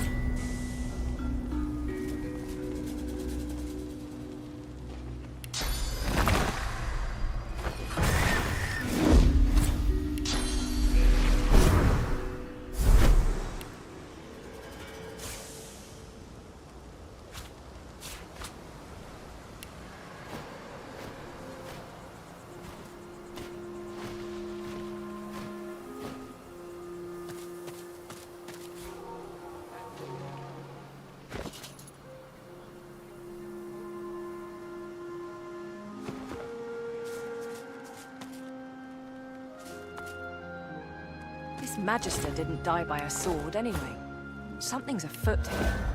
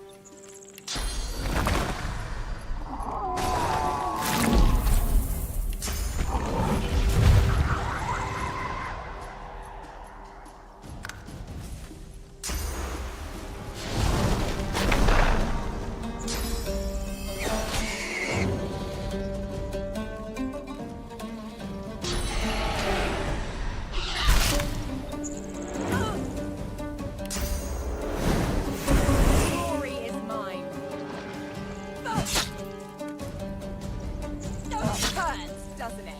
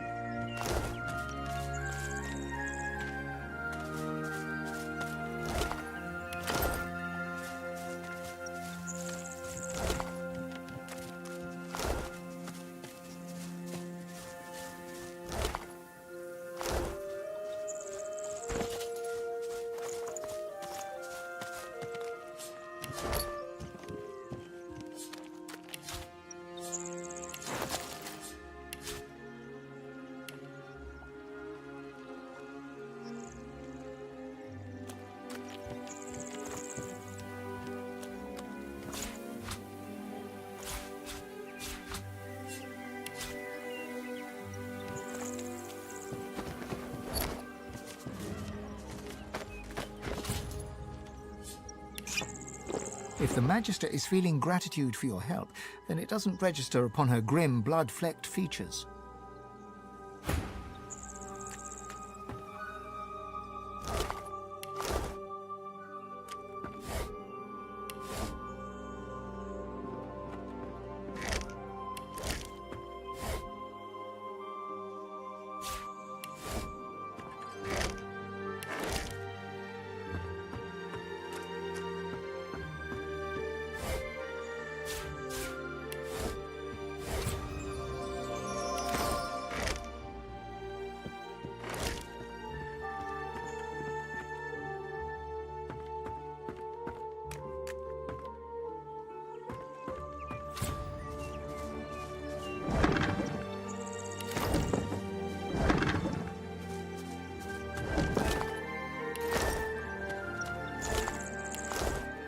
Villagers. Some slain by Voidwoken. Others, perhaps not.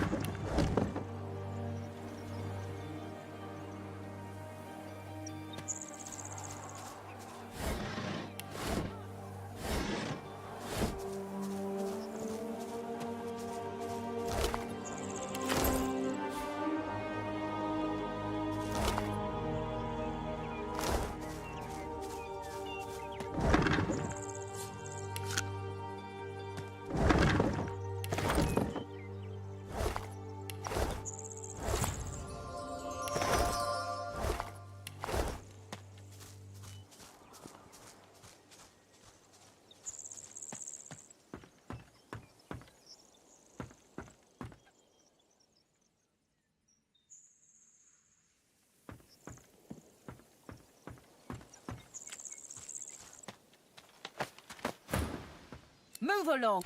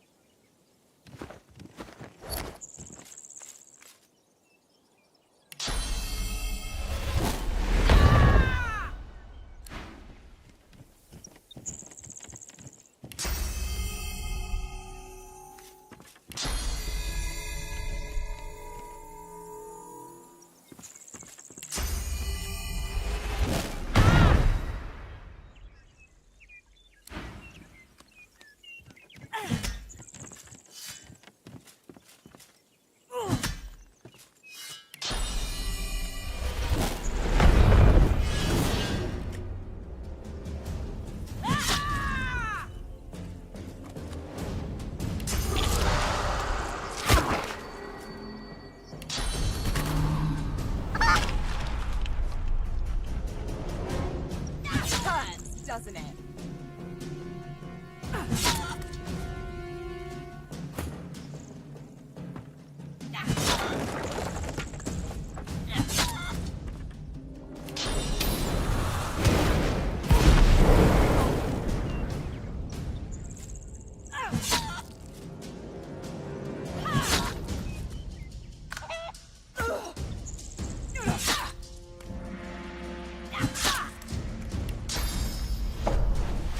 I'll yield to none.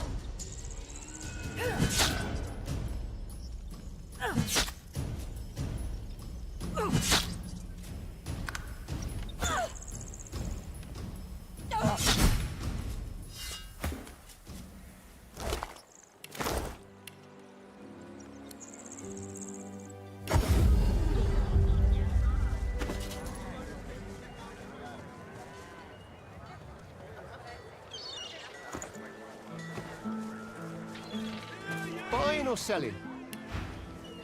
Justinian executes 24 noblemen for insubordination.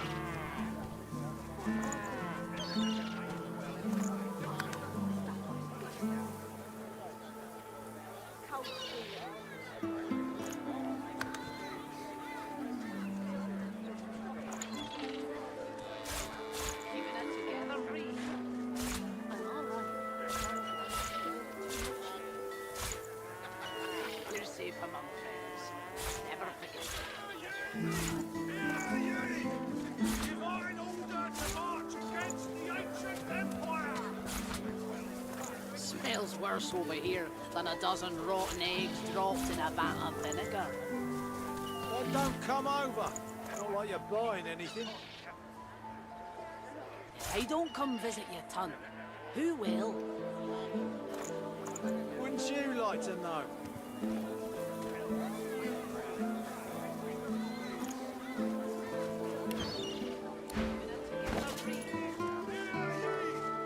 all right, as long as we don't think about it too much. You're safe among friends. Never forget.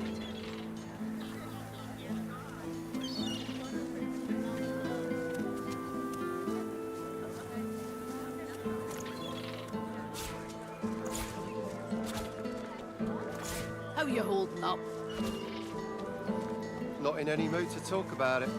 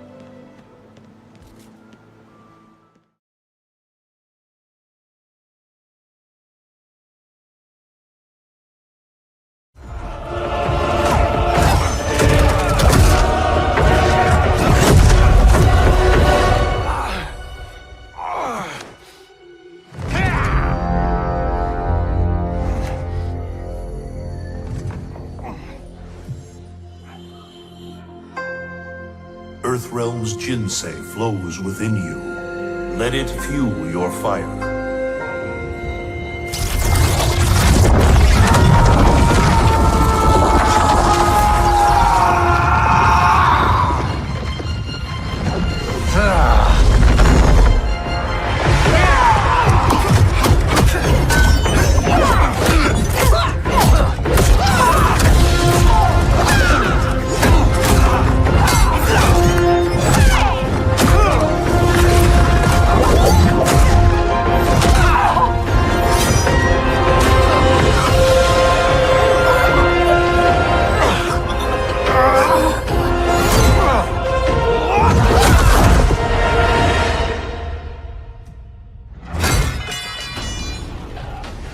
Now stand down.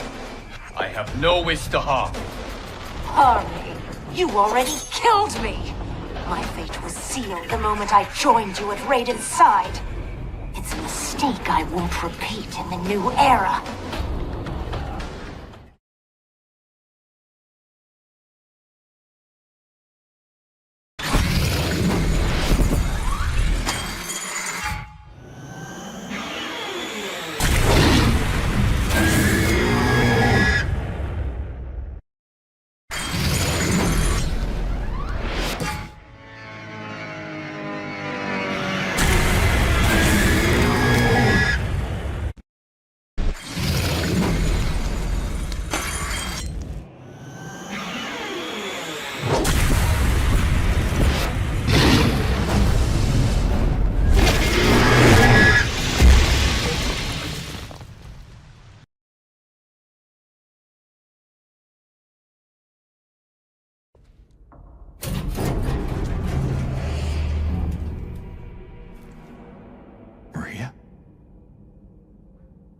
Maria! I thought that thing killed you. Are you hurt? Not at all, silly. But the thing... It stabbed you. There was blood everywhere. Stabbed me? What do you mean? It chased us to the elevator and then... James, what are you talking about? Just before. Don't you remember? James? Honey? Did something happen to you? After we got separated in that... The Meister sits slumped in a chair, looking around the room as she works her shoulder with one hand. It looks like it was dislocated by the gallows. Damnable red cloak baboons ransacking my wardrobes, as if I would keep ancient valuable secrets in a pile with my unmentionables. She takes a deep breath, and with a twist, a click, and a screech of pain, she shoves her shoulder back into its socket. I swear by the seven, if we did not have more important matters to attend to. Reaching across the table, she pulls a bowl of hot water towards her and fishes some bandages, a needle, and thread out of a box. She slowly starts to tend to her wounds. At least the barbarians were unable to club their way into my vault, so everything you need should be safe. Enthusiasm? On a weekday? My word. We shall begin once we have the tools we need from my vault. You may have been chosen Godwoken, but becoming divine requires more than a supernatural pat on the head. Come, Godwoken. It is time to see just how awake you are. Fortunately, the Magister as they do to fashion. Kindly remove that painting from the wall. Your talent for blowing simple instructions fills me with wonder and pride. Push the button. Now, kindly go to the vault and enter the combination. I shall call it out as you go. A stone door lies flush with the floorboards. Etched whorls in the granite frame a delicate rotary dial. Gleaming under the dim light, the metallic dial almost seems to wink at you. Taking your time, you carefully enter the combination. The metallic sounds of the tumblers falling within the mechanism let you know you entered the code correctly. Excellent. Follow me. Your time is at hand, Godwoken.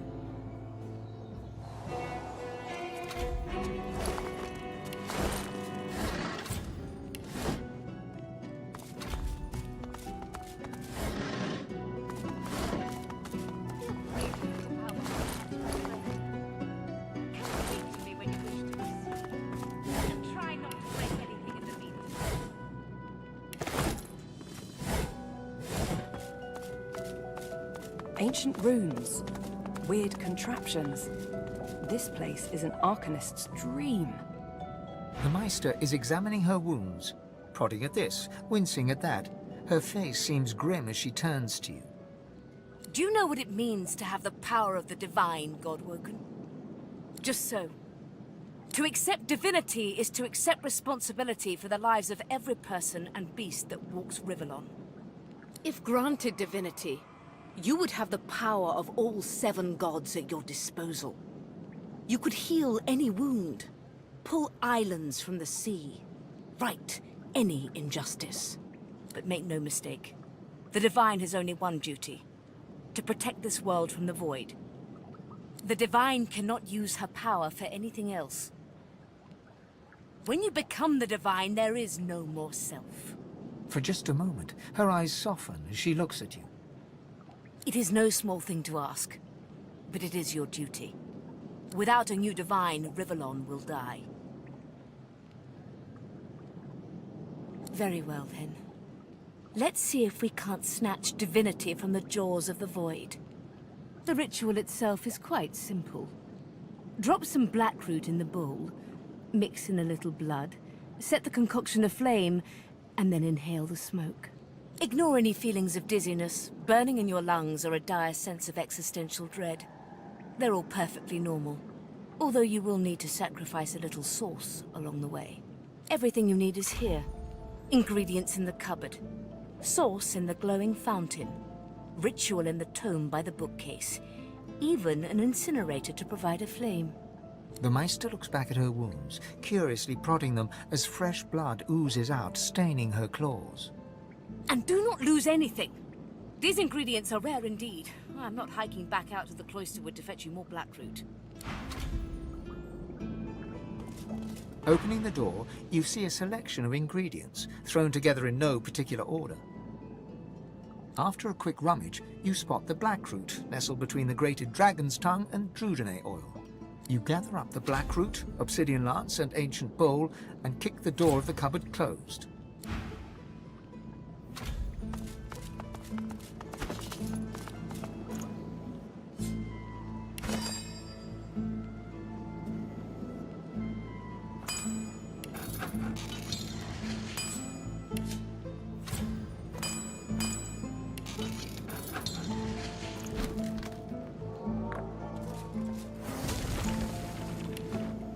As you suck the smoke deep into your lungs, your vision starts to swim and cloud. There is an intense pounding in your head, and you can feel the world fading. As the world fades away, you lose all sense of being grounded. You reach out, but you could feel yourself falling slowly, sinking into the depths of your own soul. As you suck the smoke, as the world...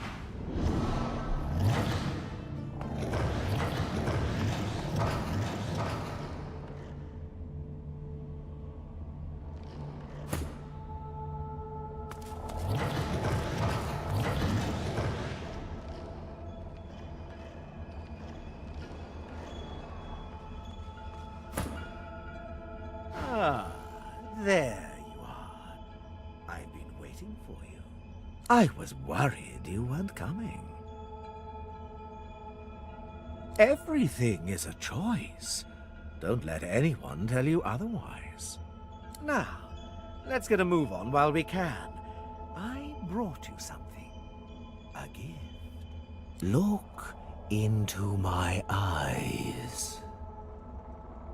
There. Now wait. Wait.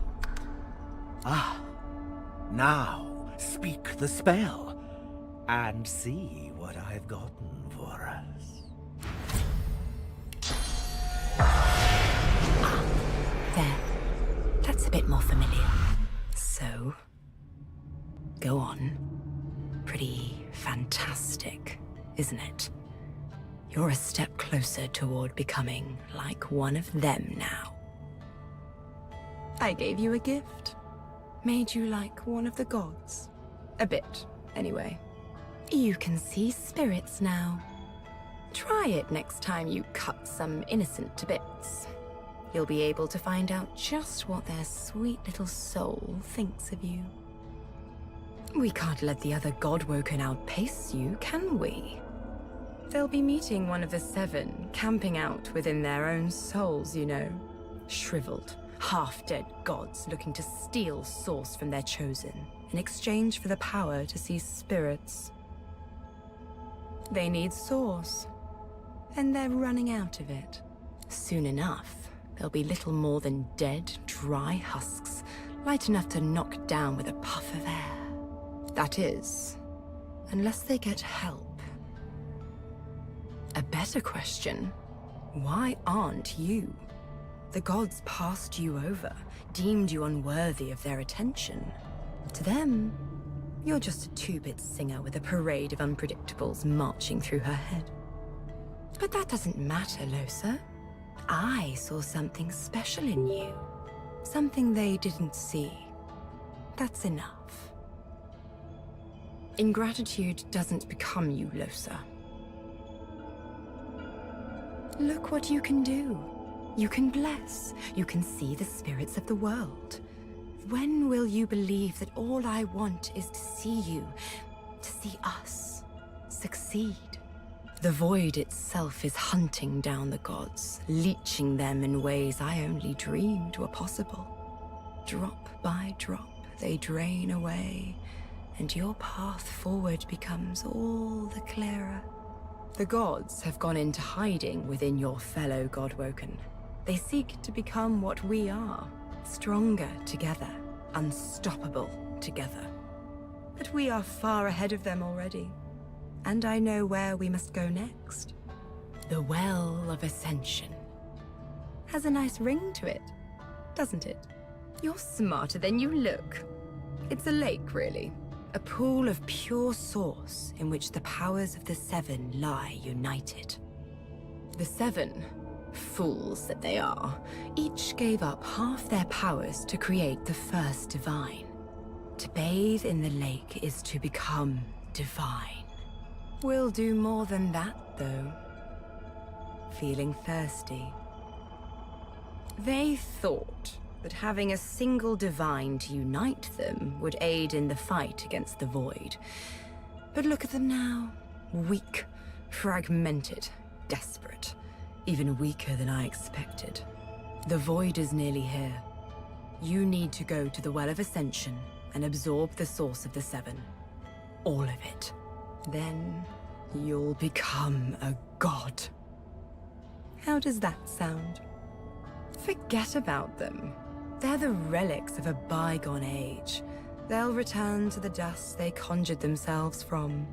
The world needs someone to safeguard it against the Void. With the powers of the gods, you'll do a great job. Don't you think? That's fine, Lohse. You don't have to speak. But do listen. We'll make our way to the lake, but not yet. Not until you've become a true master of the Source. You'll need to learn to speak the language of creation itself. It won't be easy. You'll need to find tutors, masters of the Source, people who can teach you to increase the volume of Source you can control. Few remain, and the ones who do have been driven to the brink of survival. The Order has made certain of that. Still, I have full faith in you, Lohse. You'll find them, and you'll convince them to teach you. Once you have, find me here again. We'll move forward from there. Till next time, darling. The Meister stares intently at you. Her eyes are tired and bruised, but determined. Bathed in the heart... It might look like... Speak the spell, and see. God is the straight...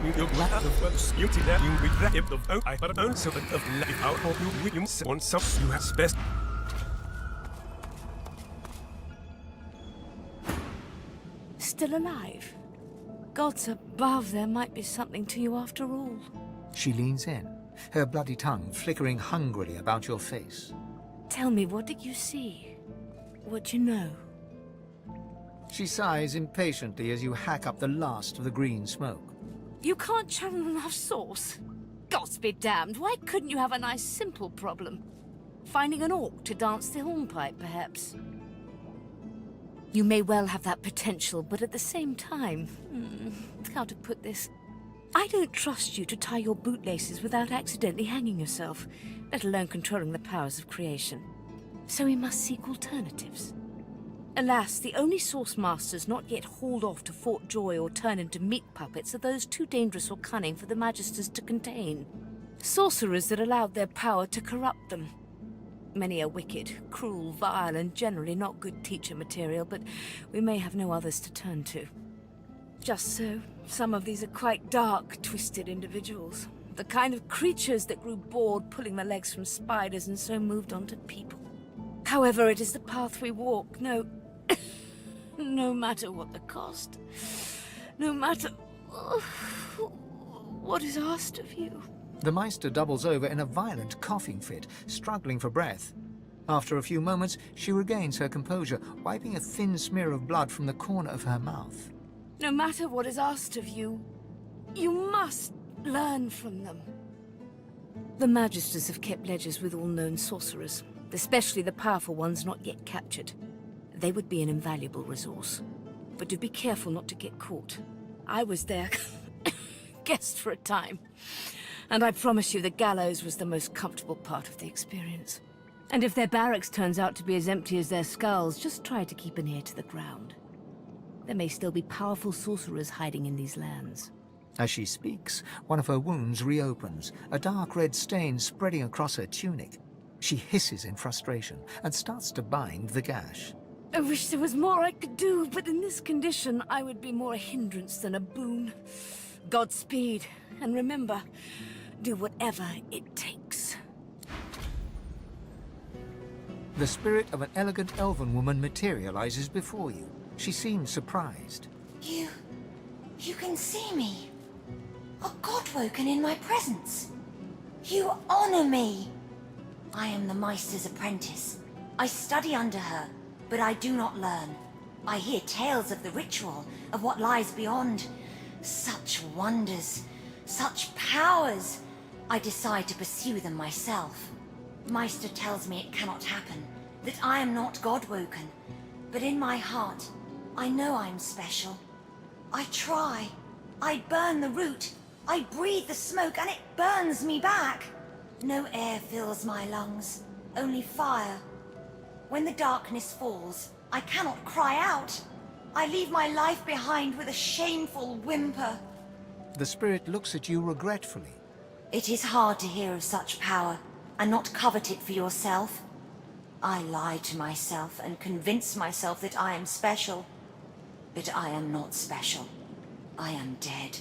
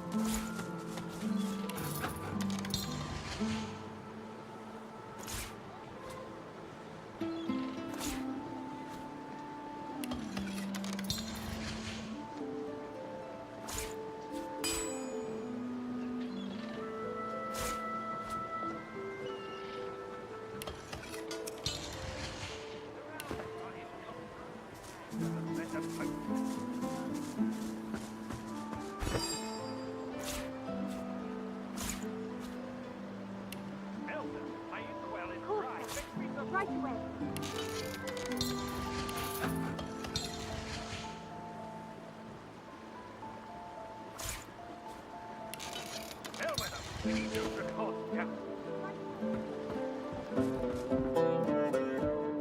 The Magister startles, realizing there's a stranger in his midst. What do you want? You can't just come in here as you please. There's Magisters missing. I'm trying to conduct a bloody investigation. Well, mind your bloody step in future. I've an investigation to carry out, and I don't need any more distractions. Yes, a vile little tinkerer goes by the name of Higba. 3 of my Magisters have gone missing of late from right here in Driftwood. All signs are that Higba is responsible. Catching, killing, I don't care. There'll be gold for whoever puts an end to this rat. If you see anything, tell me or my men at once. Otherwise, keep the hell out of our way.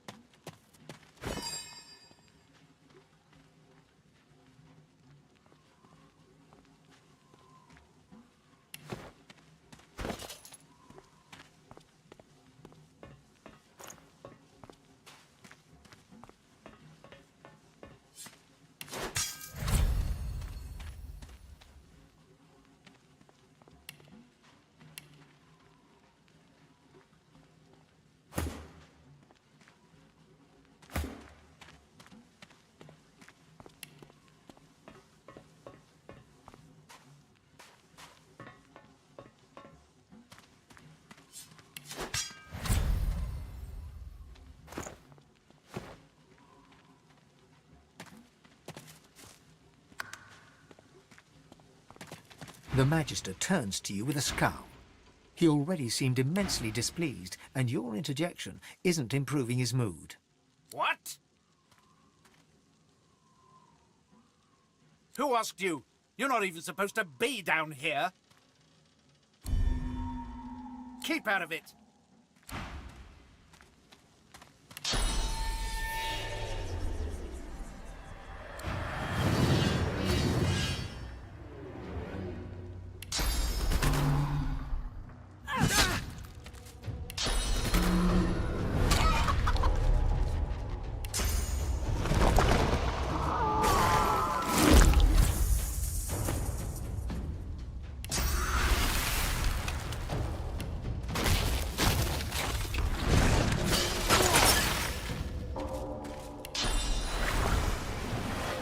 Prepare yourself.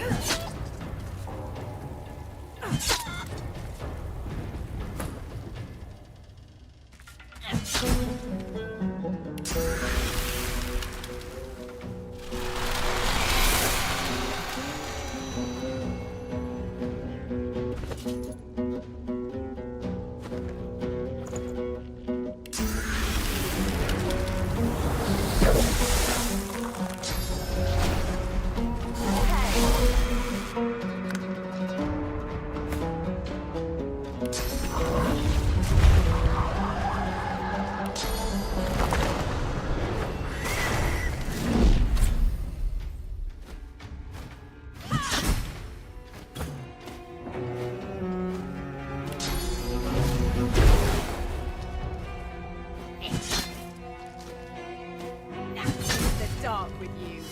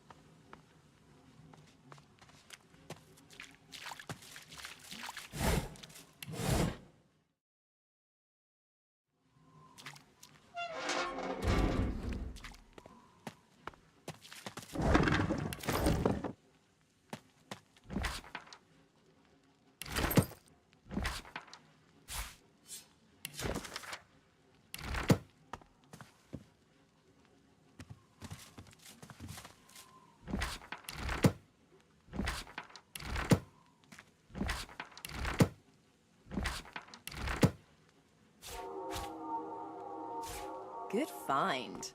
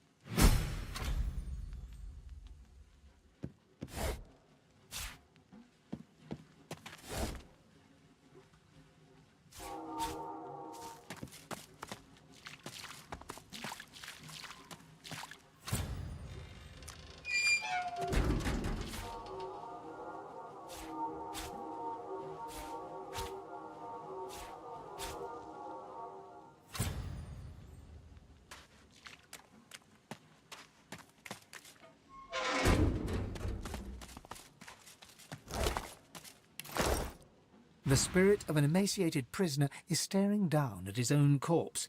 He shakes his head and lets out an exasperated sigh. Of all the stupid ways to go. Oh, it was a stupid bloody accident. I dosed myself with some poison to make it look like I was half dead. I figured they'd take me to see a healer and I'd have a chance to escape. I must have taken too much of the stuff though. Wound up fully dead instead of half dead. Those bastards haven't even moved me body. Best leave that secret for someone who needs it. You can stroll out of here whenever you like.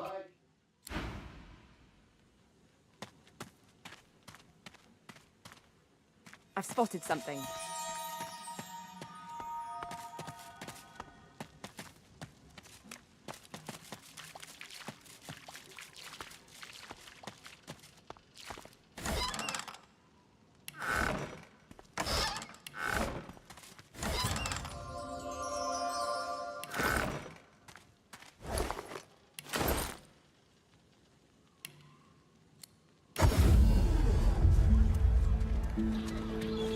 Keeping it together, Bree. I'm all right, as long as I don't think about it too much. You're safe among friends.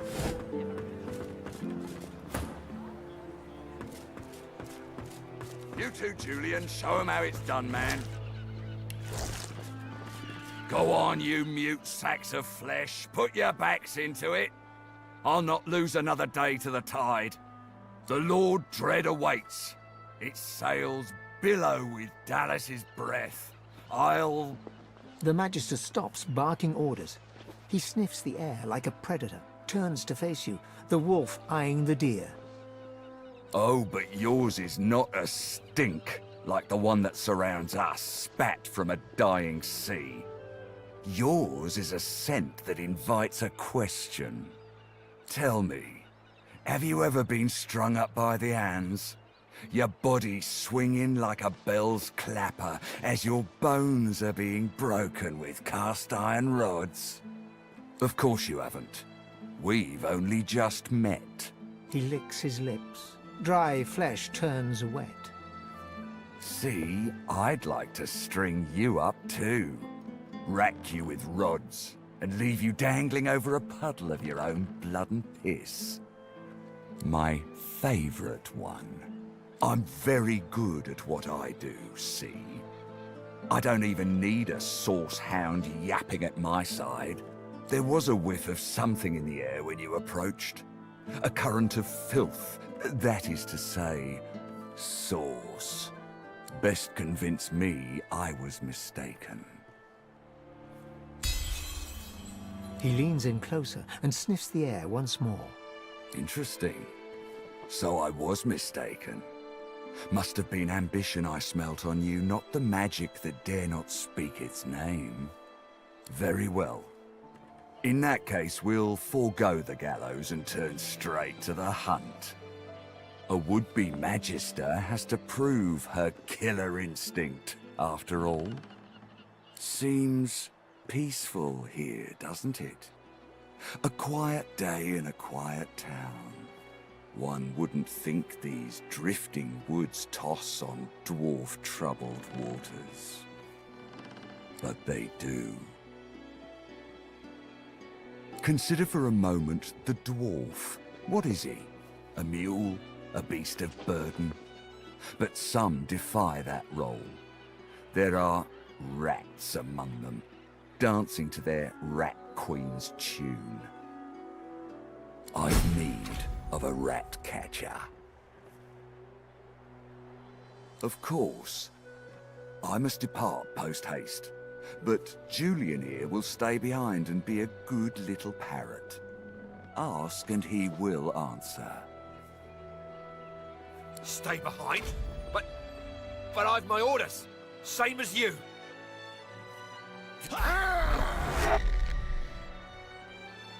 Like I said, Julian is staying.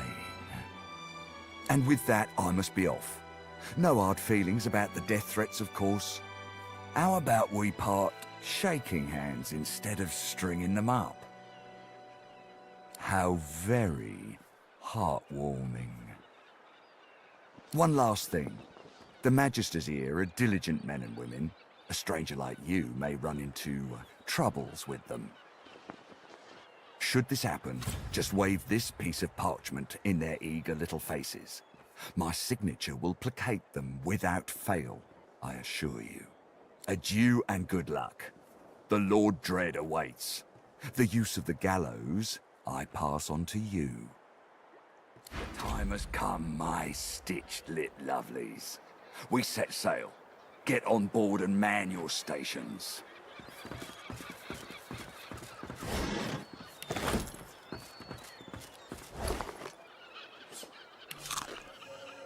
Left behind like a dog. The Magister is rubbing the dirt off his robes, none the worse for wear, apparently, from the blast of magic that knocked him off his feet. You! The damn recruit! I'd be whining and dining aboard the Lord Dread if it weren't for you. Your meddling in Magister affairs had better be worth it. Yes, I am very much aware. Wasn't my damned head that hit the floor back there. Now answer me. Did you meet with a Magister caravan on your way into town? The hour's growing late and I'm beginning to worry something might have gone wrong. By the Bishop's bones, you saw it! Out with it, woman! What happened? Voidwoken? That means Source was used. Which means some third party must have attacked first. And have a fair idea who that might have been. Raymond, that old goat, always suspected there's more to the Driftwood dwarves than meets the eye. Hate to admit it, but I think he may be right. Too many things have gone wrong along Reaper's Coast to attribute to bad luck.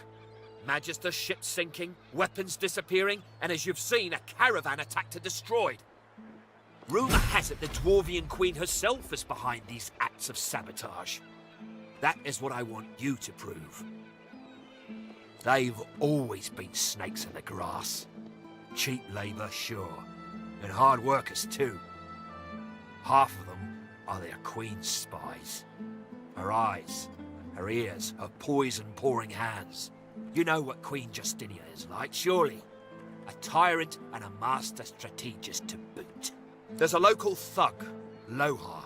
He runs an operation out of his hideout beneath the Black Bull Tavern. I suspect this man of being a spy for his queen. It may be interesting to have a word with him. Find out what he's up to. Where I really want you to ferret around is Reaper's Bluffs, to the west of Driftwood. It's wild territory, remote and hostile, where I believe the dwarves may have set up a base of operations away from prying eyes. Should you find any such place, and better yet, proof that Lohar is working in behalf of Queen Justinia, you will be handsomely rewarded, I assure you.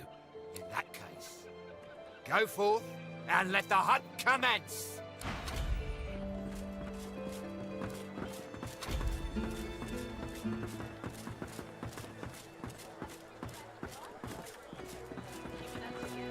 Hello, missus. The little boy looks at you. He picks his nose. You be careful. My daddy's a magister. No, he's not. His daddy's a fisherman like most daddies around here. We're waiting for our friend. He went for a swim. He'll be back soon. He went swimming all the way to Fort Happy. Fort Joy? That's what I said. Fort Joy. He's going to find his mum and bring her back. Cool. How did you know that? Missus, have you seen our friend Joe? Tell them the truth about Joe. They have to grow up sometime. The horror grows on their little faces. No, that's a horrible thing to say. I bet it wasn't Joe. I bet it was someone else's leg in that icky shark. She bursts into tears, then looks from you to her and back again, then starts crying too. After a moment, the crying subsides. Ben and Harriet snuggle into you. So where's Joe? They look puzzled, but the little boy seems to accept the idea. I think we should go home. Come on, Ben. Thanks, lady. Bye-bye. Bye-bye, Mr. Lady Missus. They skip away, still children, but now, somehow, older than before.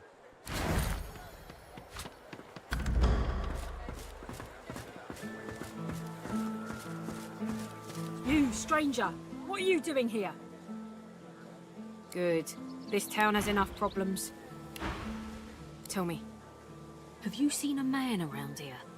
Grey beard, grey cloak, a look of madness in his eyes. Damien, take it all. Where is the snake? Magister Carver will have our heads if we don't find him. It's vital that you report anything unusual. We must know. Is that clear? He arrived in Driftwood some days ago, dressed as a tinkerer. He bought and sold a few knickknacks. But we thought nothing of it until our brothers started vanishing. As soon as he knew we were onto him, he ran. We think he's hiding in here, but he's a canny one. Now, be on your way. Who knows where he could strike next?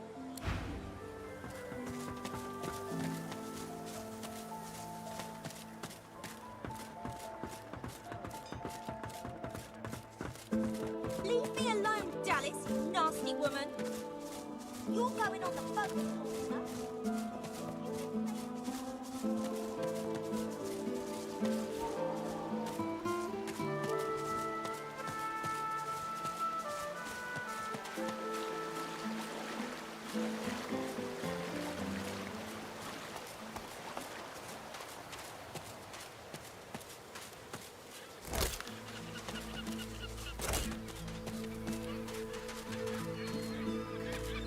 A fisherman stares at the water, muttering to himself.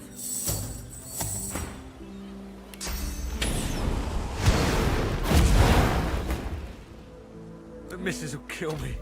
She'll tear me a new mouth halfway down my neck. Fish will bite, all right. Not that you'd eat one.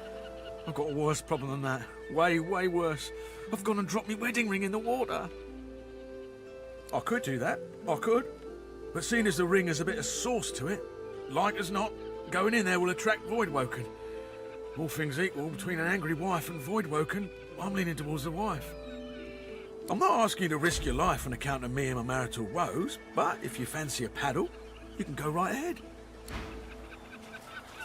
I've spotted something. Yeah, fishy, fishy, fishy.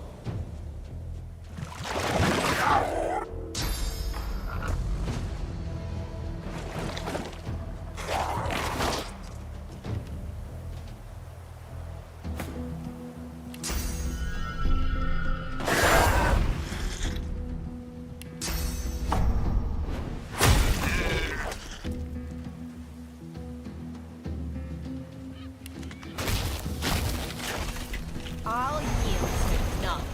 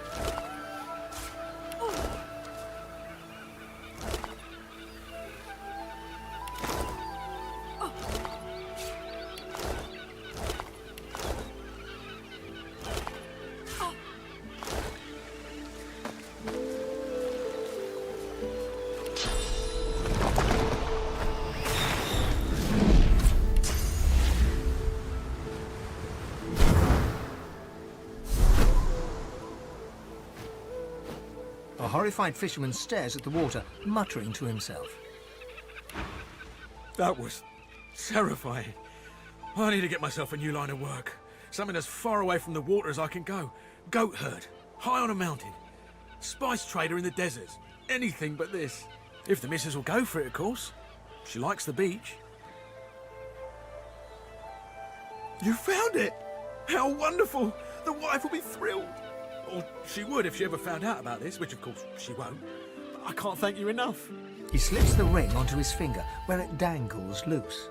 I feel better already. I need to fatten myself up again so I don't lose it a second time. Can't be relying on the kindness of strangers to dig me out. The very best to you. I wish you well. With a new confidence in his stance, he turns back to his fishing.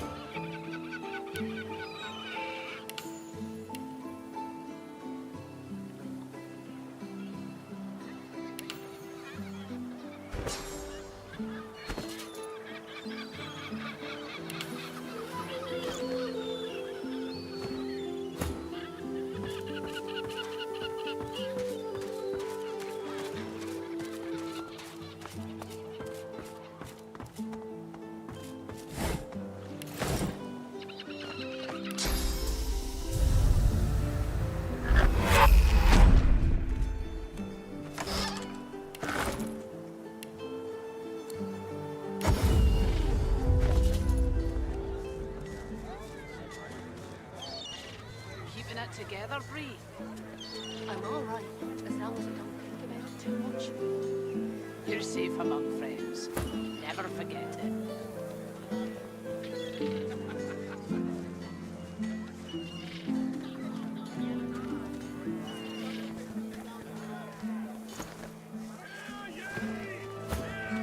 How you holding up?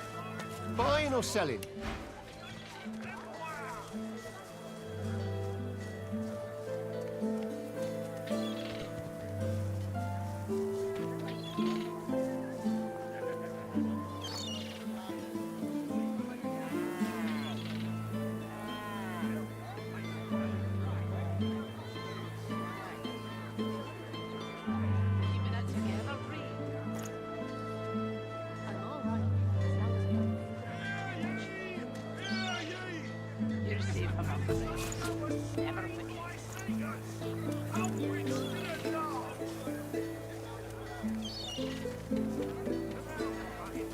Smells worse over here than a dozen rotten eggs dropped in a vat of vinegar. Then don't come over. Not like you're buying anything. If I don't come visit you, ton, who will? Wouldn't you like to know?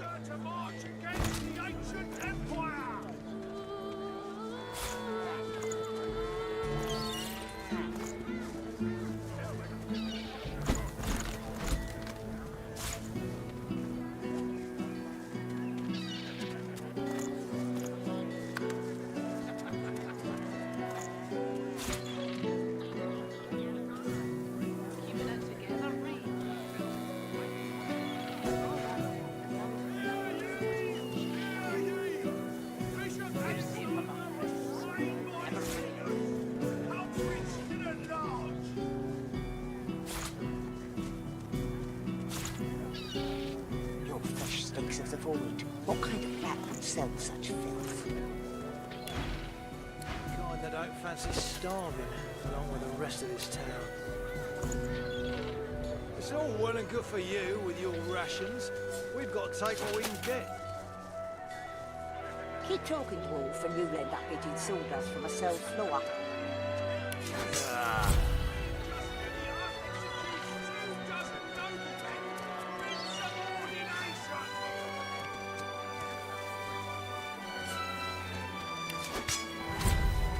Smells worse over here than a dozen rotten eggs dropped in a vat of vinegar. Then don't come over. Not like you're buying anything. If I don't come visit your ton, who will? Wouldn't you like to know?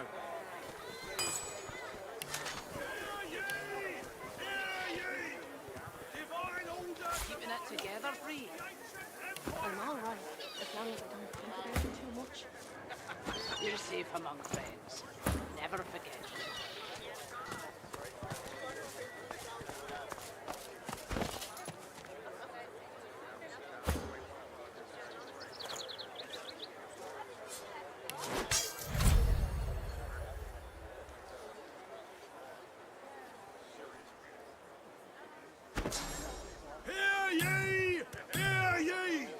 Bishop Alexander was slain by Seekers. Culprit still at large.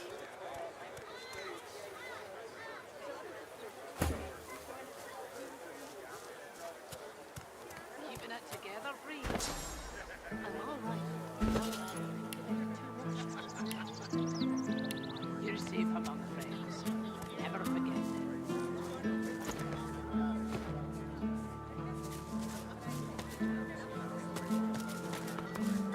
Glad to see you well. Until later, then. I don't come Back for a return visit, are you? Wouldn't you like to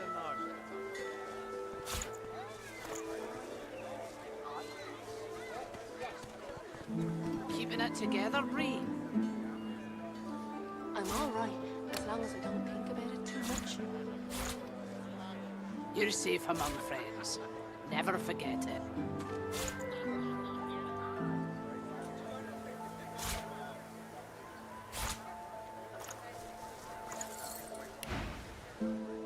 Yep.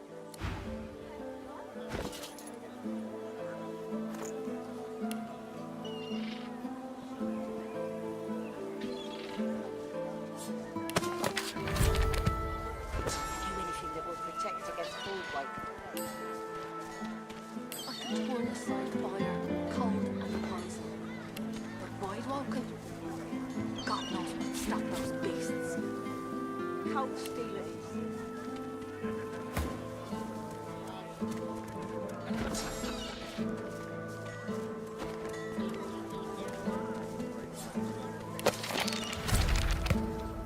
Keeping it together, Bree. I'm all right, as long as I don't think about it too much. You're safe among friends. Never forget it.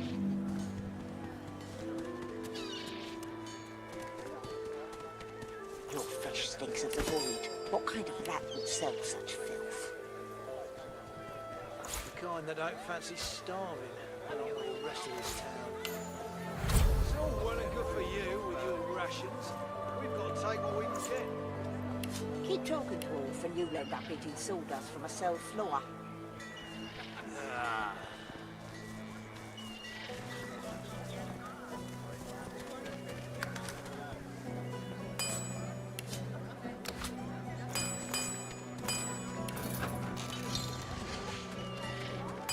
Keeping it together, Bree. I'm all right, as long as I don't think about it too much. You're safe among friends. Never forget it.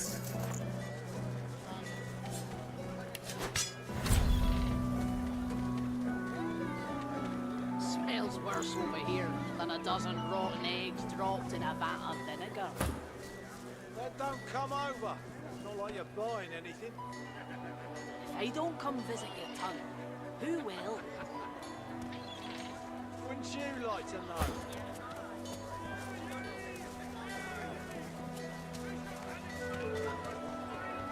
Keeping it together, Bree.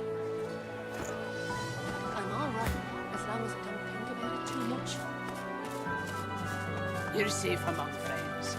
Never forget.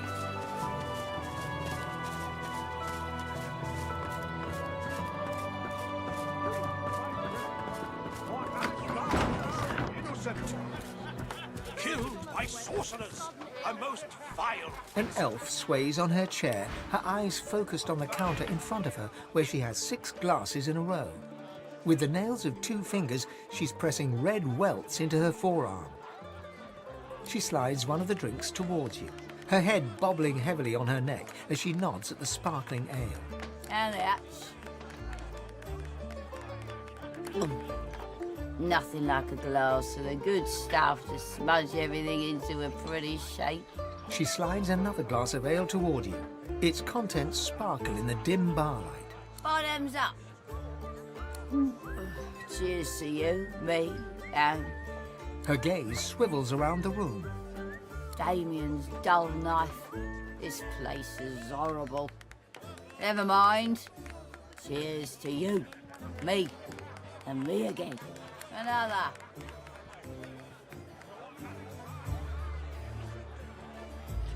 Ah, down the old ouch. Oh, reckon that was. Reckon that was. Reckon a one too many.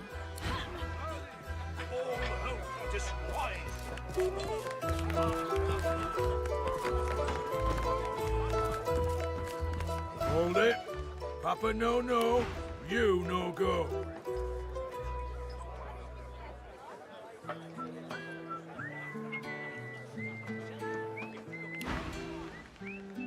Didn't hear me the first time, eh? That'll be a hard no, dear. Cute. Sounds something like my 15-year-old daughter would try. No go.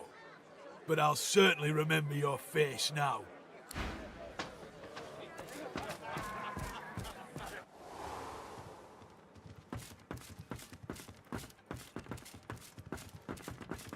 The bell rings a warning and the tide is on the turn. Here now. When one's in a small town, one must expect small town manners, I see.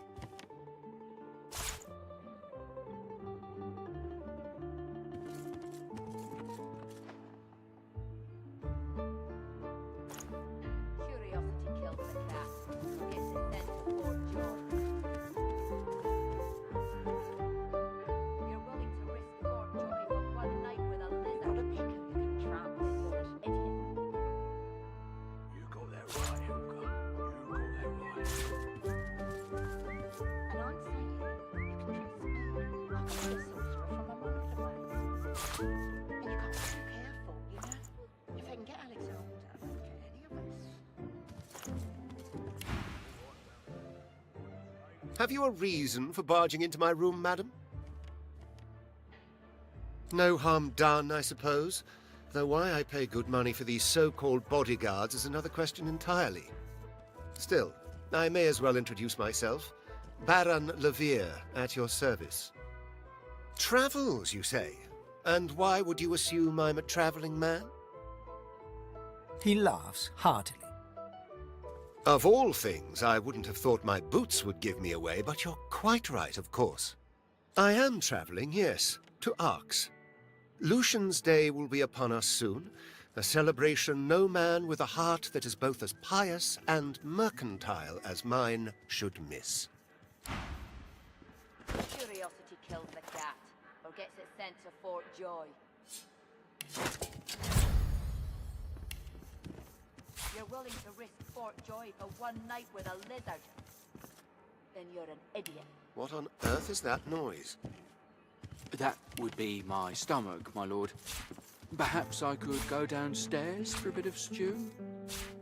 Absolutely not. The coffers, man. The coffers, they're to be guarded day and night. Yes, of course, my lord.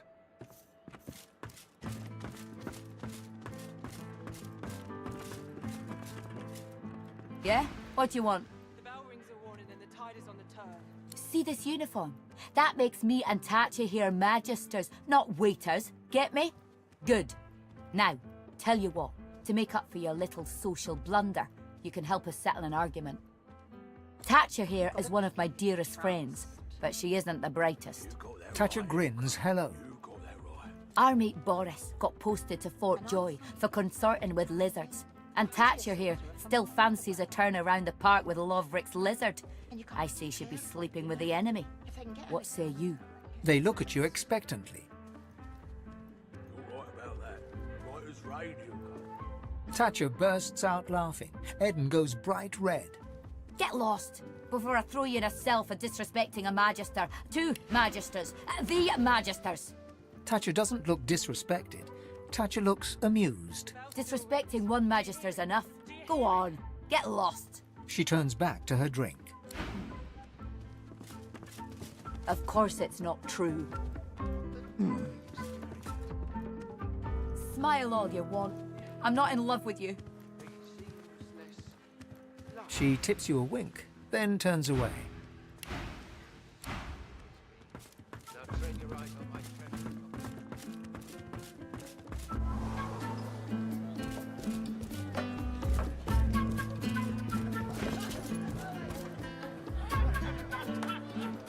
I'm telling you, if they got nothing to hide, they got nothing to be scared of. Yeah? You're good with the Magisters caging anyone up that looks at them funny? Weep, my friends, for Alexander!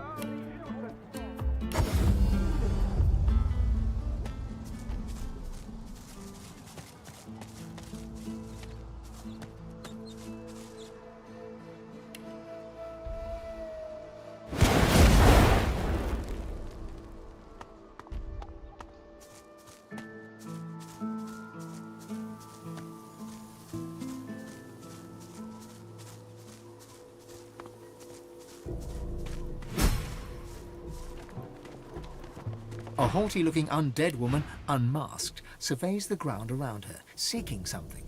Suddenly, her head swivels, and she trains an imperious gaze upon you.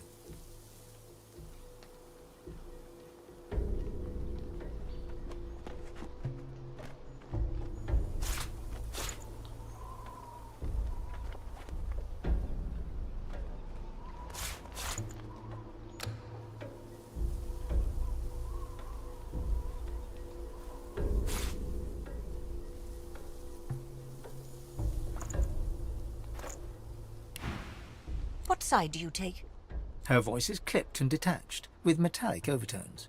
It even seems to echo, as if she's speaking to you from very far away. She cocks her skull to one side with a nightmarish creak. Though her shiny visage is completely devoid of emotion, you sense confusion in her manner. Confusion and more than a little scorn. Quick now, quickly. Do you support Divine Order or Black Ring? Good. We can talk and perhaps trade. I have books, though I hate to part with them.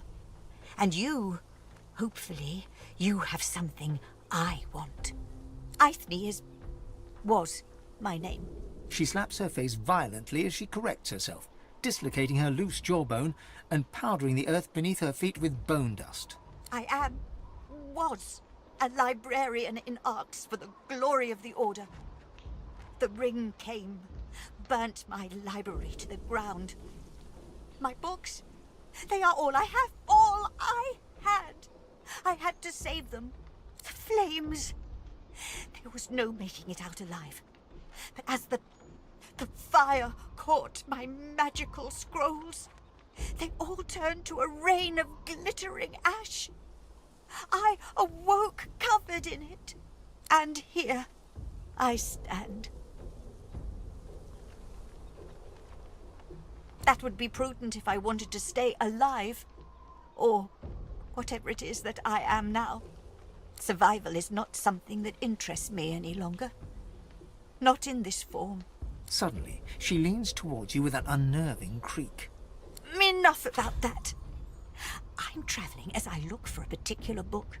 A tome to teach me how to make corpses explode. Would you have anything like that I could learn from? She scuffs one boot in the ashen dust at her feet and gazes off to the far horizon. For my collection? None of your beeswax. I pay good money, that's all you need to know. Money. Plenty of it. That's what the living care about, yes? Have a look.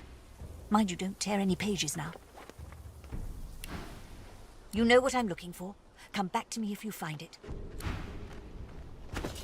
There must be one to be found somewhere.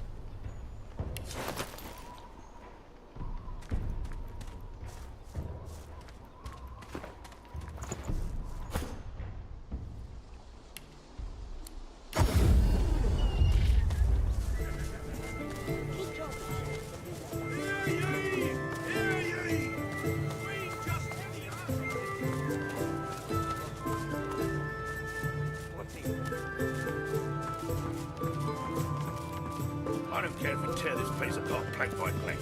We will find him.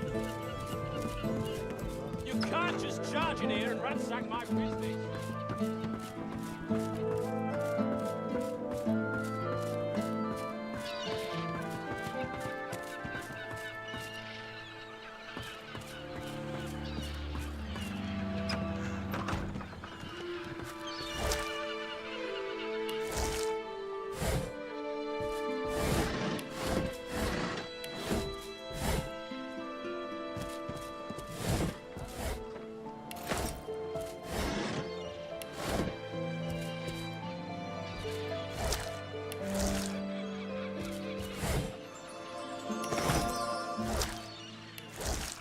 Behind the containers, the fish in one of the barrels shifts slightly. Please, you have to help me. The Magisters have gone mad. I'm a salesman. I tinker. I fix things. I wonder. I buy and sell books when I can. I had nothing to do with those Magisters vanishing. Please help me. I don't want to die. I don't want them to take me. I just need to get out of Driftwood. I can't risk being seen, but if you can get out of town, I can escape to Arks. Please, I'll do anything. Just don't let them see me. Don't let them find me. Thank you. Oh, Lucian, 7 times divine, thank you. I'll follow your lead, but please, be careful. If the Magisters see me, I'm done for.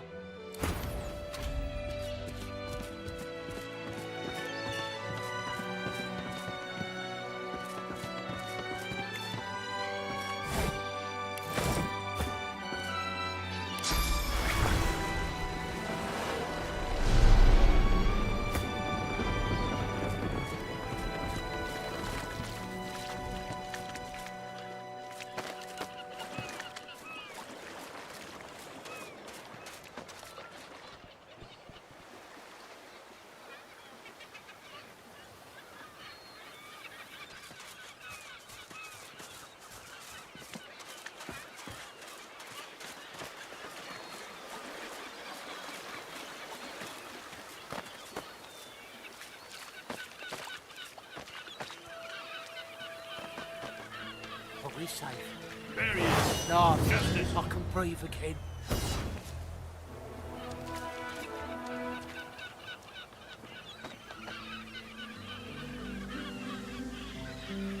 At last! I was sure I'd die in that wretched place. You have my thanks. If not for you, I probably would have been found, gutted, and salted. I can't just saunter away. Who knows what might be lurking in a place like this? But once I'm sure the way's clear, I'm running to Ox like a cat with its tail on fire. I'm done with this stinking town. Please, I can't just let you walk away. Here, take this scroll as a gift. A damp, scale-covered roll of paper emerges from the barrel. In fact, that's what started all the trouble in the first place. The Magisters nearly lost their minds when they saw me with it. In the kitchens of the tavern, of all places. That cook had it. Offered it for a great price, too. I thought she was an idiot selling it so cheap. Then again, I'm the dolt who ended up in a barrel. But if she has Magister artifacts, she must be the one they're looking for. I swear, once I get to Arks, I'm going to have the bath of my life.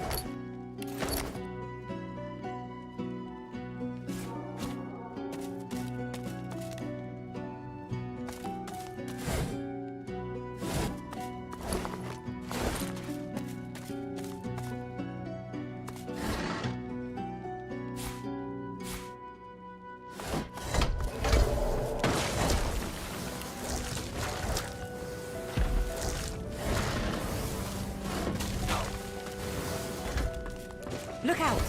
I see a trap nearby. This place stinks. But some of these barrels look interesting.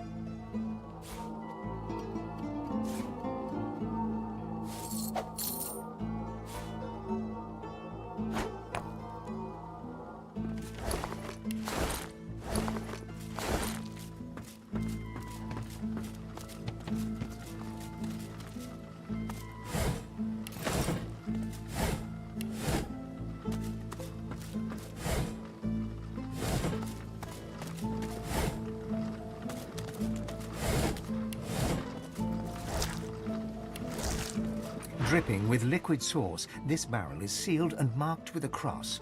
From the barrel you sense a familiar power. It thrums in your bones, in your soul. Nothing stirs in the dank and stinking basement, and yet you feel an imminent presence. Inside, you find not fish, but weapons. Powerful weapons. The kind of weapons the Magisters took from the Hollow Marshes.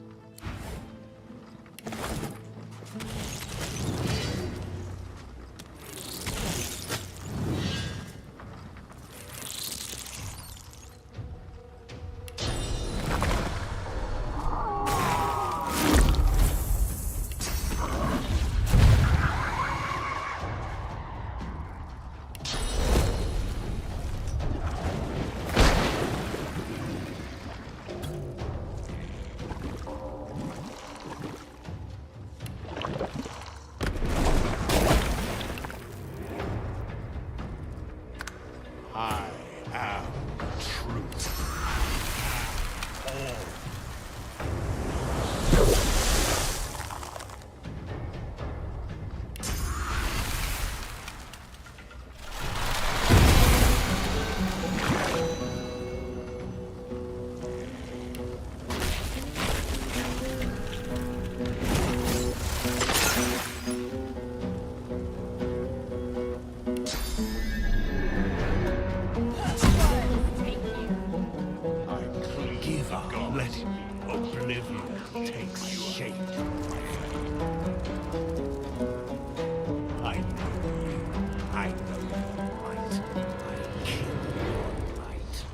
Death will release you, girl.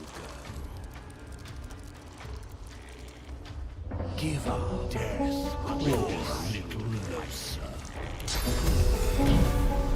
What are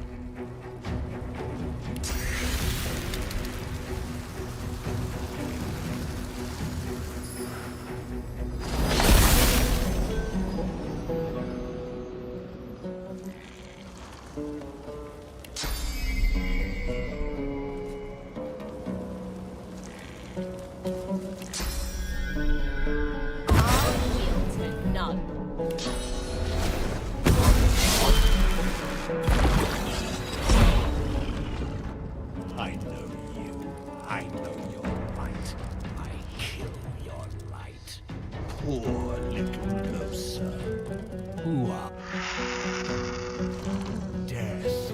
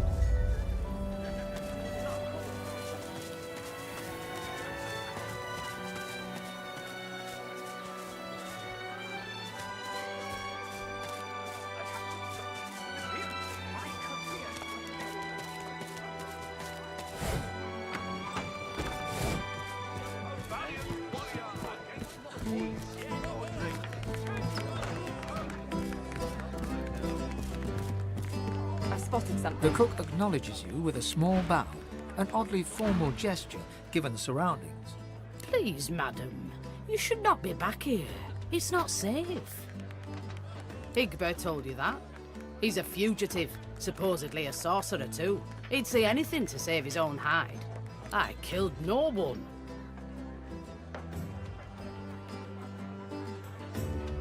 The cook doesn't respond. You notice that she has one hand behind her back when she hadn't before. The cook smiles. Her eyes bore right into you. Her hand remains concealed behind her. The Magisters helped me. And the dwarves, the merchants, the pilgrims. Even the dogs helped me. What dark paths your mind wanders down? The things you're insinuating about me require proof, and it seems as though you have none. So don't you pit your word against mine. You'll only lose. Now get out of my kitchen. Eat, or drink, or both. This ring, it bears the Magister seal. And there's blood on it. I have nothing more for you. No food, no words. Get out.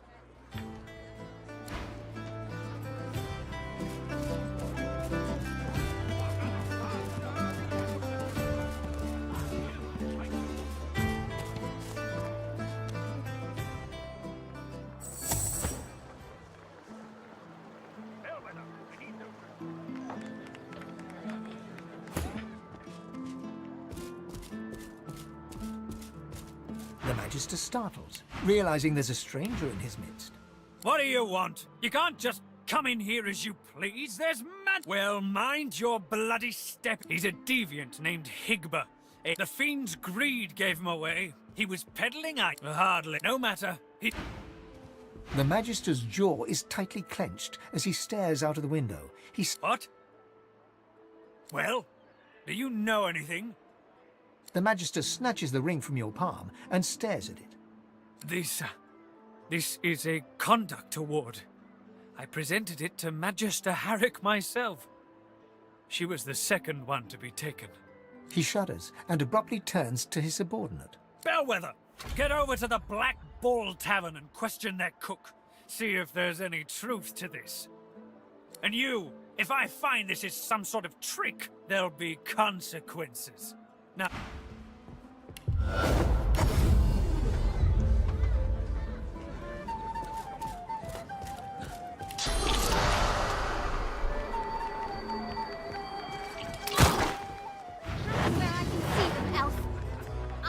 Arresting you on suspicion of murder.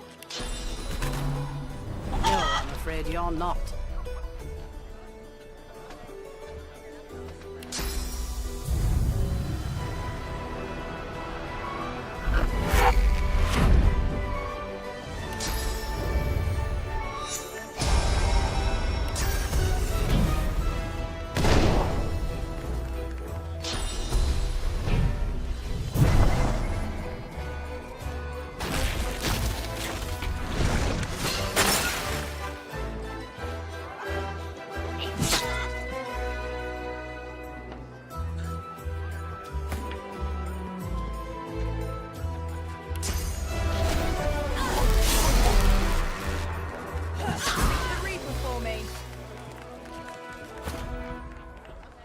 The Magister mutters to herself under her breath. Bloody Carver. Been hiding in here all this time, now he'll take credit for solving the murders. Typical.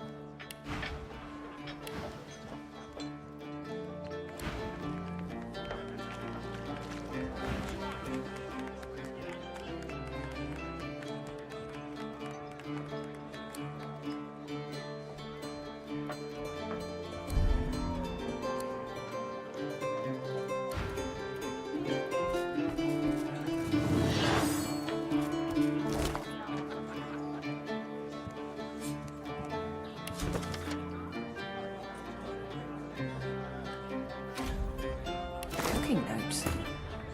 Wait, there's something wrong with this.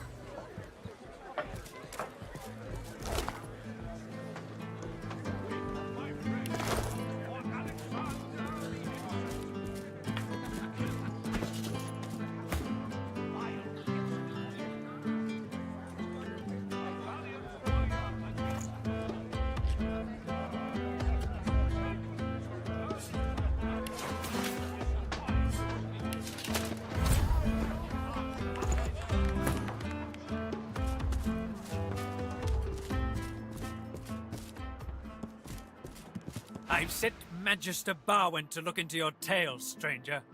She hasn't reported back yet, but if she finds out you're lying, there'll be hell to pay. Understand? You're certain it was her? I won't allow for any doubt. I won't let my reputation be tarnished by a task left unfinished. Divine be praised, then. A satisfactory conclusion. Most satisfactory. Perhaps I'll even win a promotion. Here, your reward. He hands you a pouch of gold before absently waving his hand for you to leave.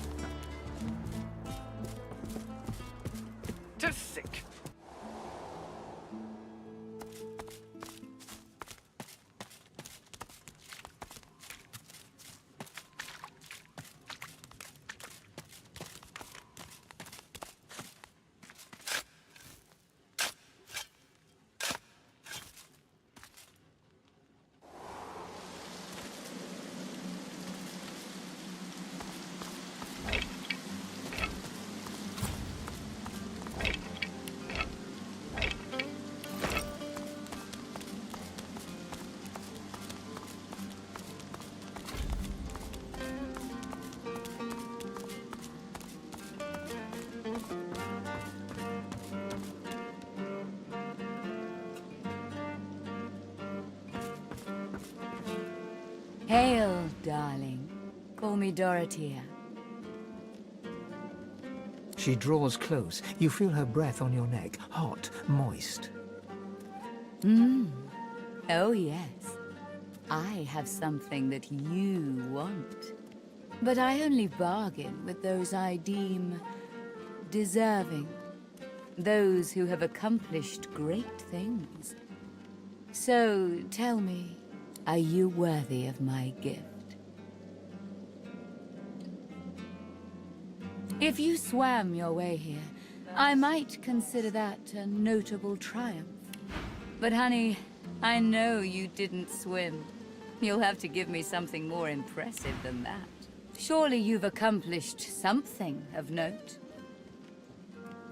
Indeed. This is acceptable. You are nearer the one than most self-described heroes I've known. So, tell me, are you ready for me to grant you your greatest desire? I see the questions scurrying through your head. It's worrying too much and wandering too far. If you show yourself to me, I will show myself to you. You have a need. To expose it, look into my ring and tell me what you see there. Gaze into the gem, my lovely. She flashes her ring at you, and you stare at the luminescent stone at its center. You are floating on a current of pure source, surrounded by a kaleidoscope of colors and fuzzy images. On the horizon looms a dark silhouette. As you approach, a beam of light washes the shadow away, revealing to you... Yes. I see you clearly now. It is immortality you desire, as do we all. It's not something I can give, but I can give you the breath of life. In return, I ask for one courtesy. A kiss. A kiss. Most delicious. Meet me around the corner, and come alone. An audience is not required.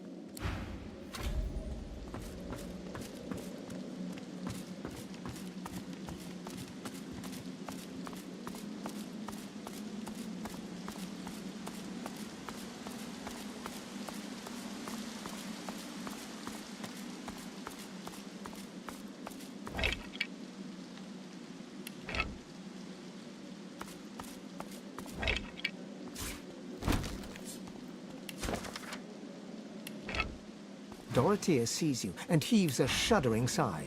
She bites into her lower lip with enough force that a drop of blood seeps out. Blood and something else. Something green.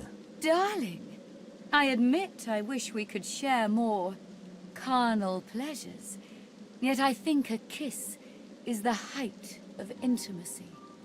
Now come closer and receive your soul's desire. You draw closer and close your eyes, eager to feel her lips on yours. Yet her lips do not press against yours, and her hands do not caress your face. She is a woman no longer, but a were-spider.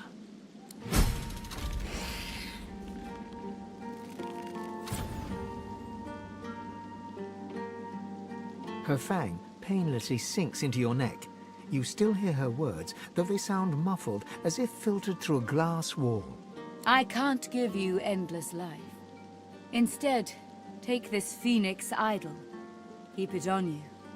Should you die, the idol will resurrect you. You can cheat death once this way. We part ways now. I'll remember this moment.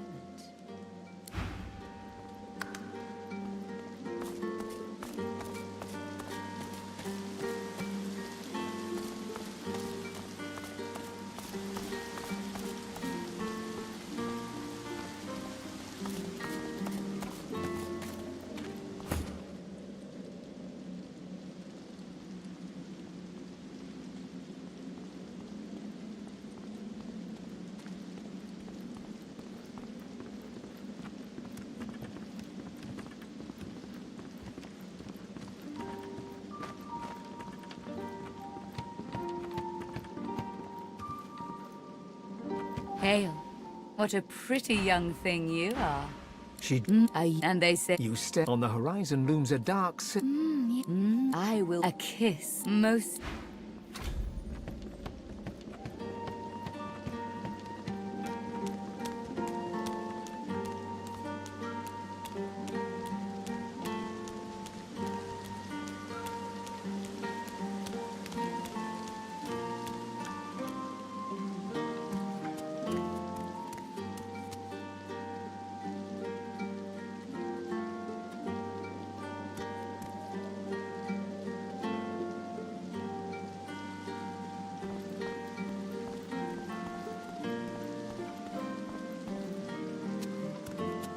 Dorothea sees you and heaves a shut. Darling! You draw, yet her lips do not.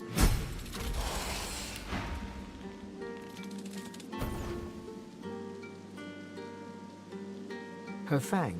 You desire... We part ways now. I'll... remember this. I have given you what you...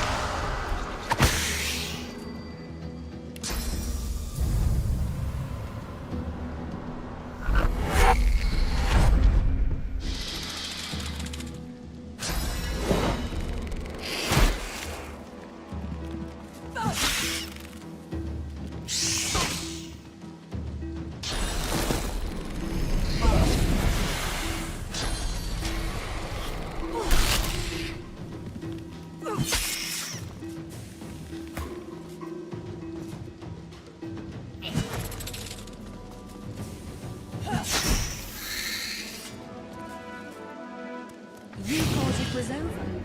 How unfortunate for you. You see,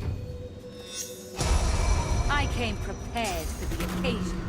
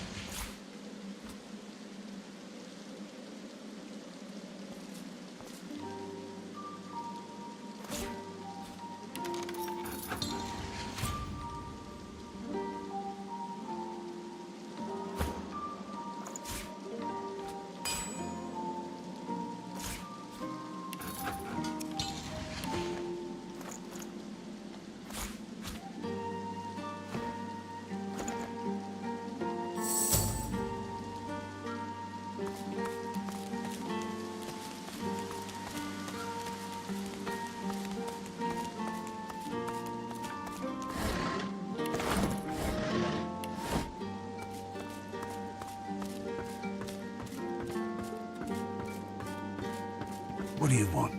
Boss is busy. Good. Boss could use some good news. Listen up.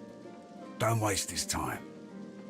These are explosive times. Be respectful. You're really ticking me off, Marla. I brought you up from girl to woman, Marla. Like you was my own. This.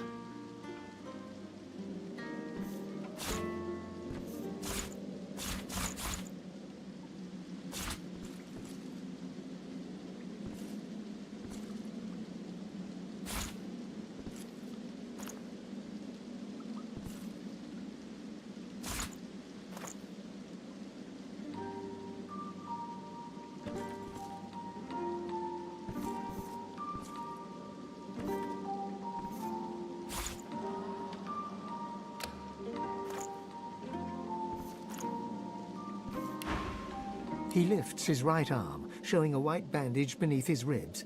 A wet red spot shows through. This ain't the thanks I expected. Who sent you? The formidable dwarf slams his fist on the side table. You hear a loud crack. Enough! Do you know they killed Anhar? Do ya? Start talking sense or I'll take that tongue right out of your mouth and fry it for supper.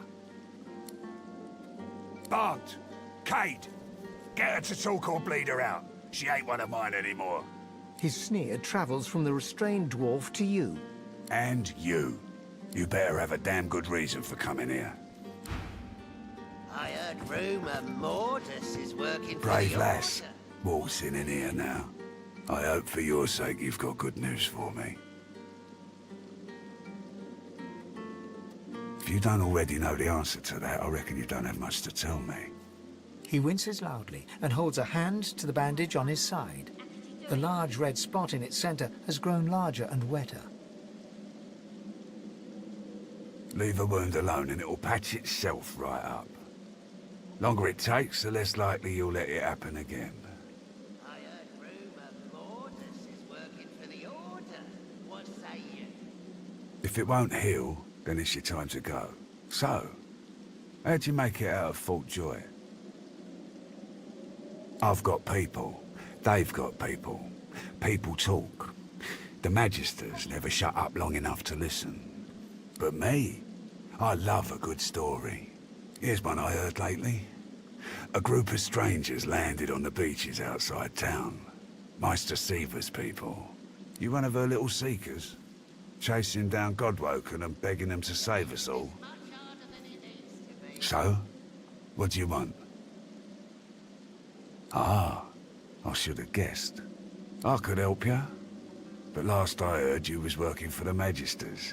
Big shots at the boats. Now, why in the name of all that hurts would I help a worm like that? What a load of shite. Seaver's got an eye for talent, though. Maybe there's something to you. I reckon I could help you out. Depending on what you can do for me. He gestures towards the bandage across his side. Had a bit of family trouble lately. My girl Marla got it in her head to come after me with a short blade. That ain't like Marla. Ain't like her to pull the silent treatment either. Something's going on. And wouldn't you know it, that blade she used wasn't any normal bit of steel. Belonged to another of my people. Guy's name is Mordus. Bit of a loner, but smart as hell. I sent a few guys to go check on him, see if he knew what had got into Marla, but no one can find him. I'd like a word with the guy. Glad you see it that way. No one's seen him in a good few. I've got some people checking out his house near the tavern now, though. Tell them I sent you, and they'll let you know what they've found. Truth is, they might be glad to see you. Reckon a sorcerer will have better luck finding one of their own. Good. One more thing. Like I said, Mordus is a sorcerer. Maybe even one of the ones Seaver's after. If there's something you want to find out from him, you might want to ask before I have my word with him. Here, you can take this off my hands. More suited to your kind, really. Good luck.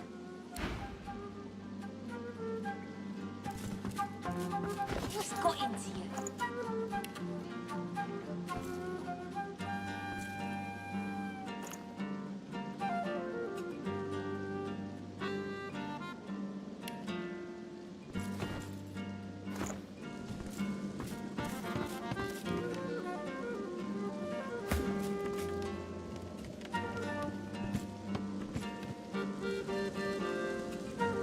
got into you?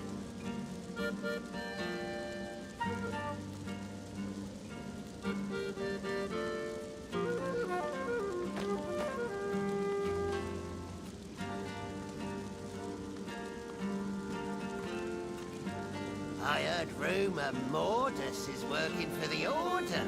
What say you?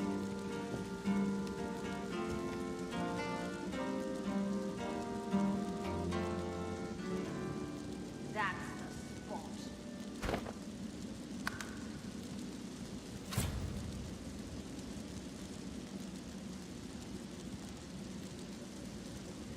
Come, sister.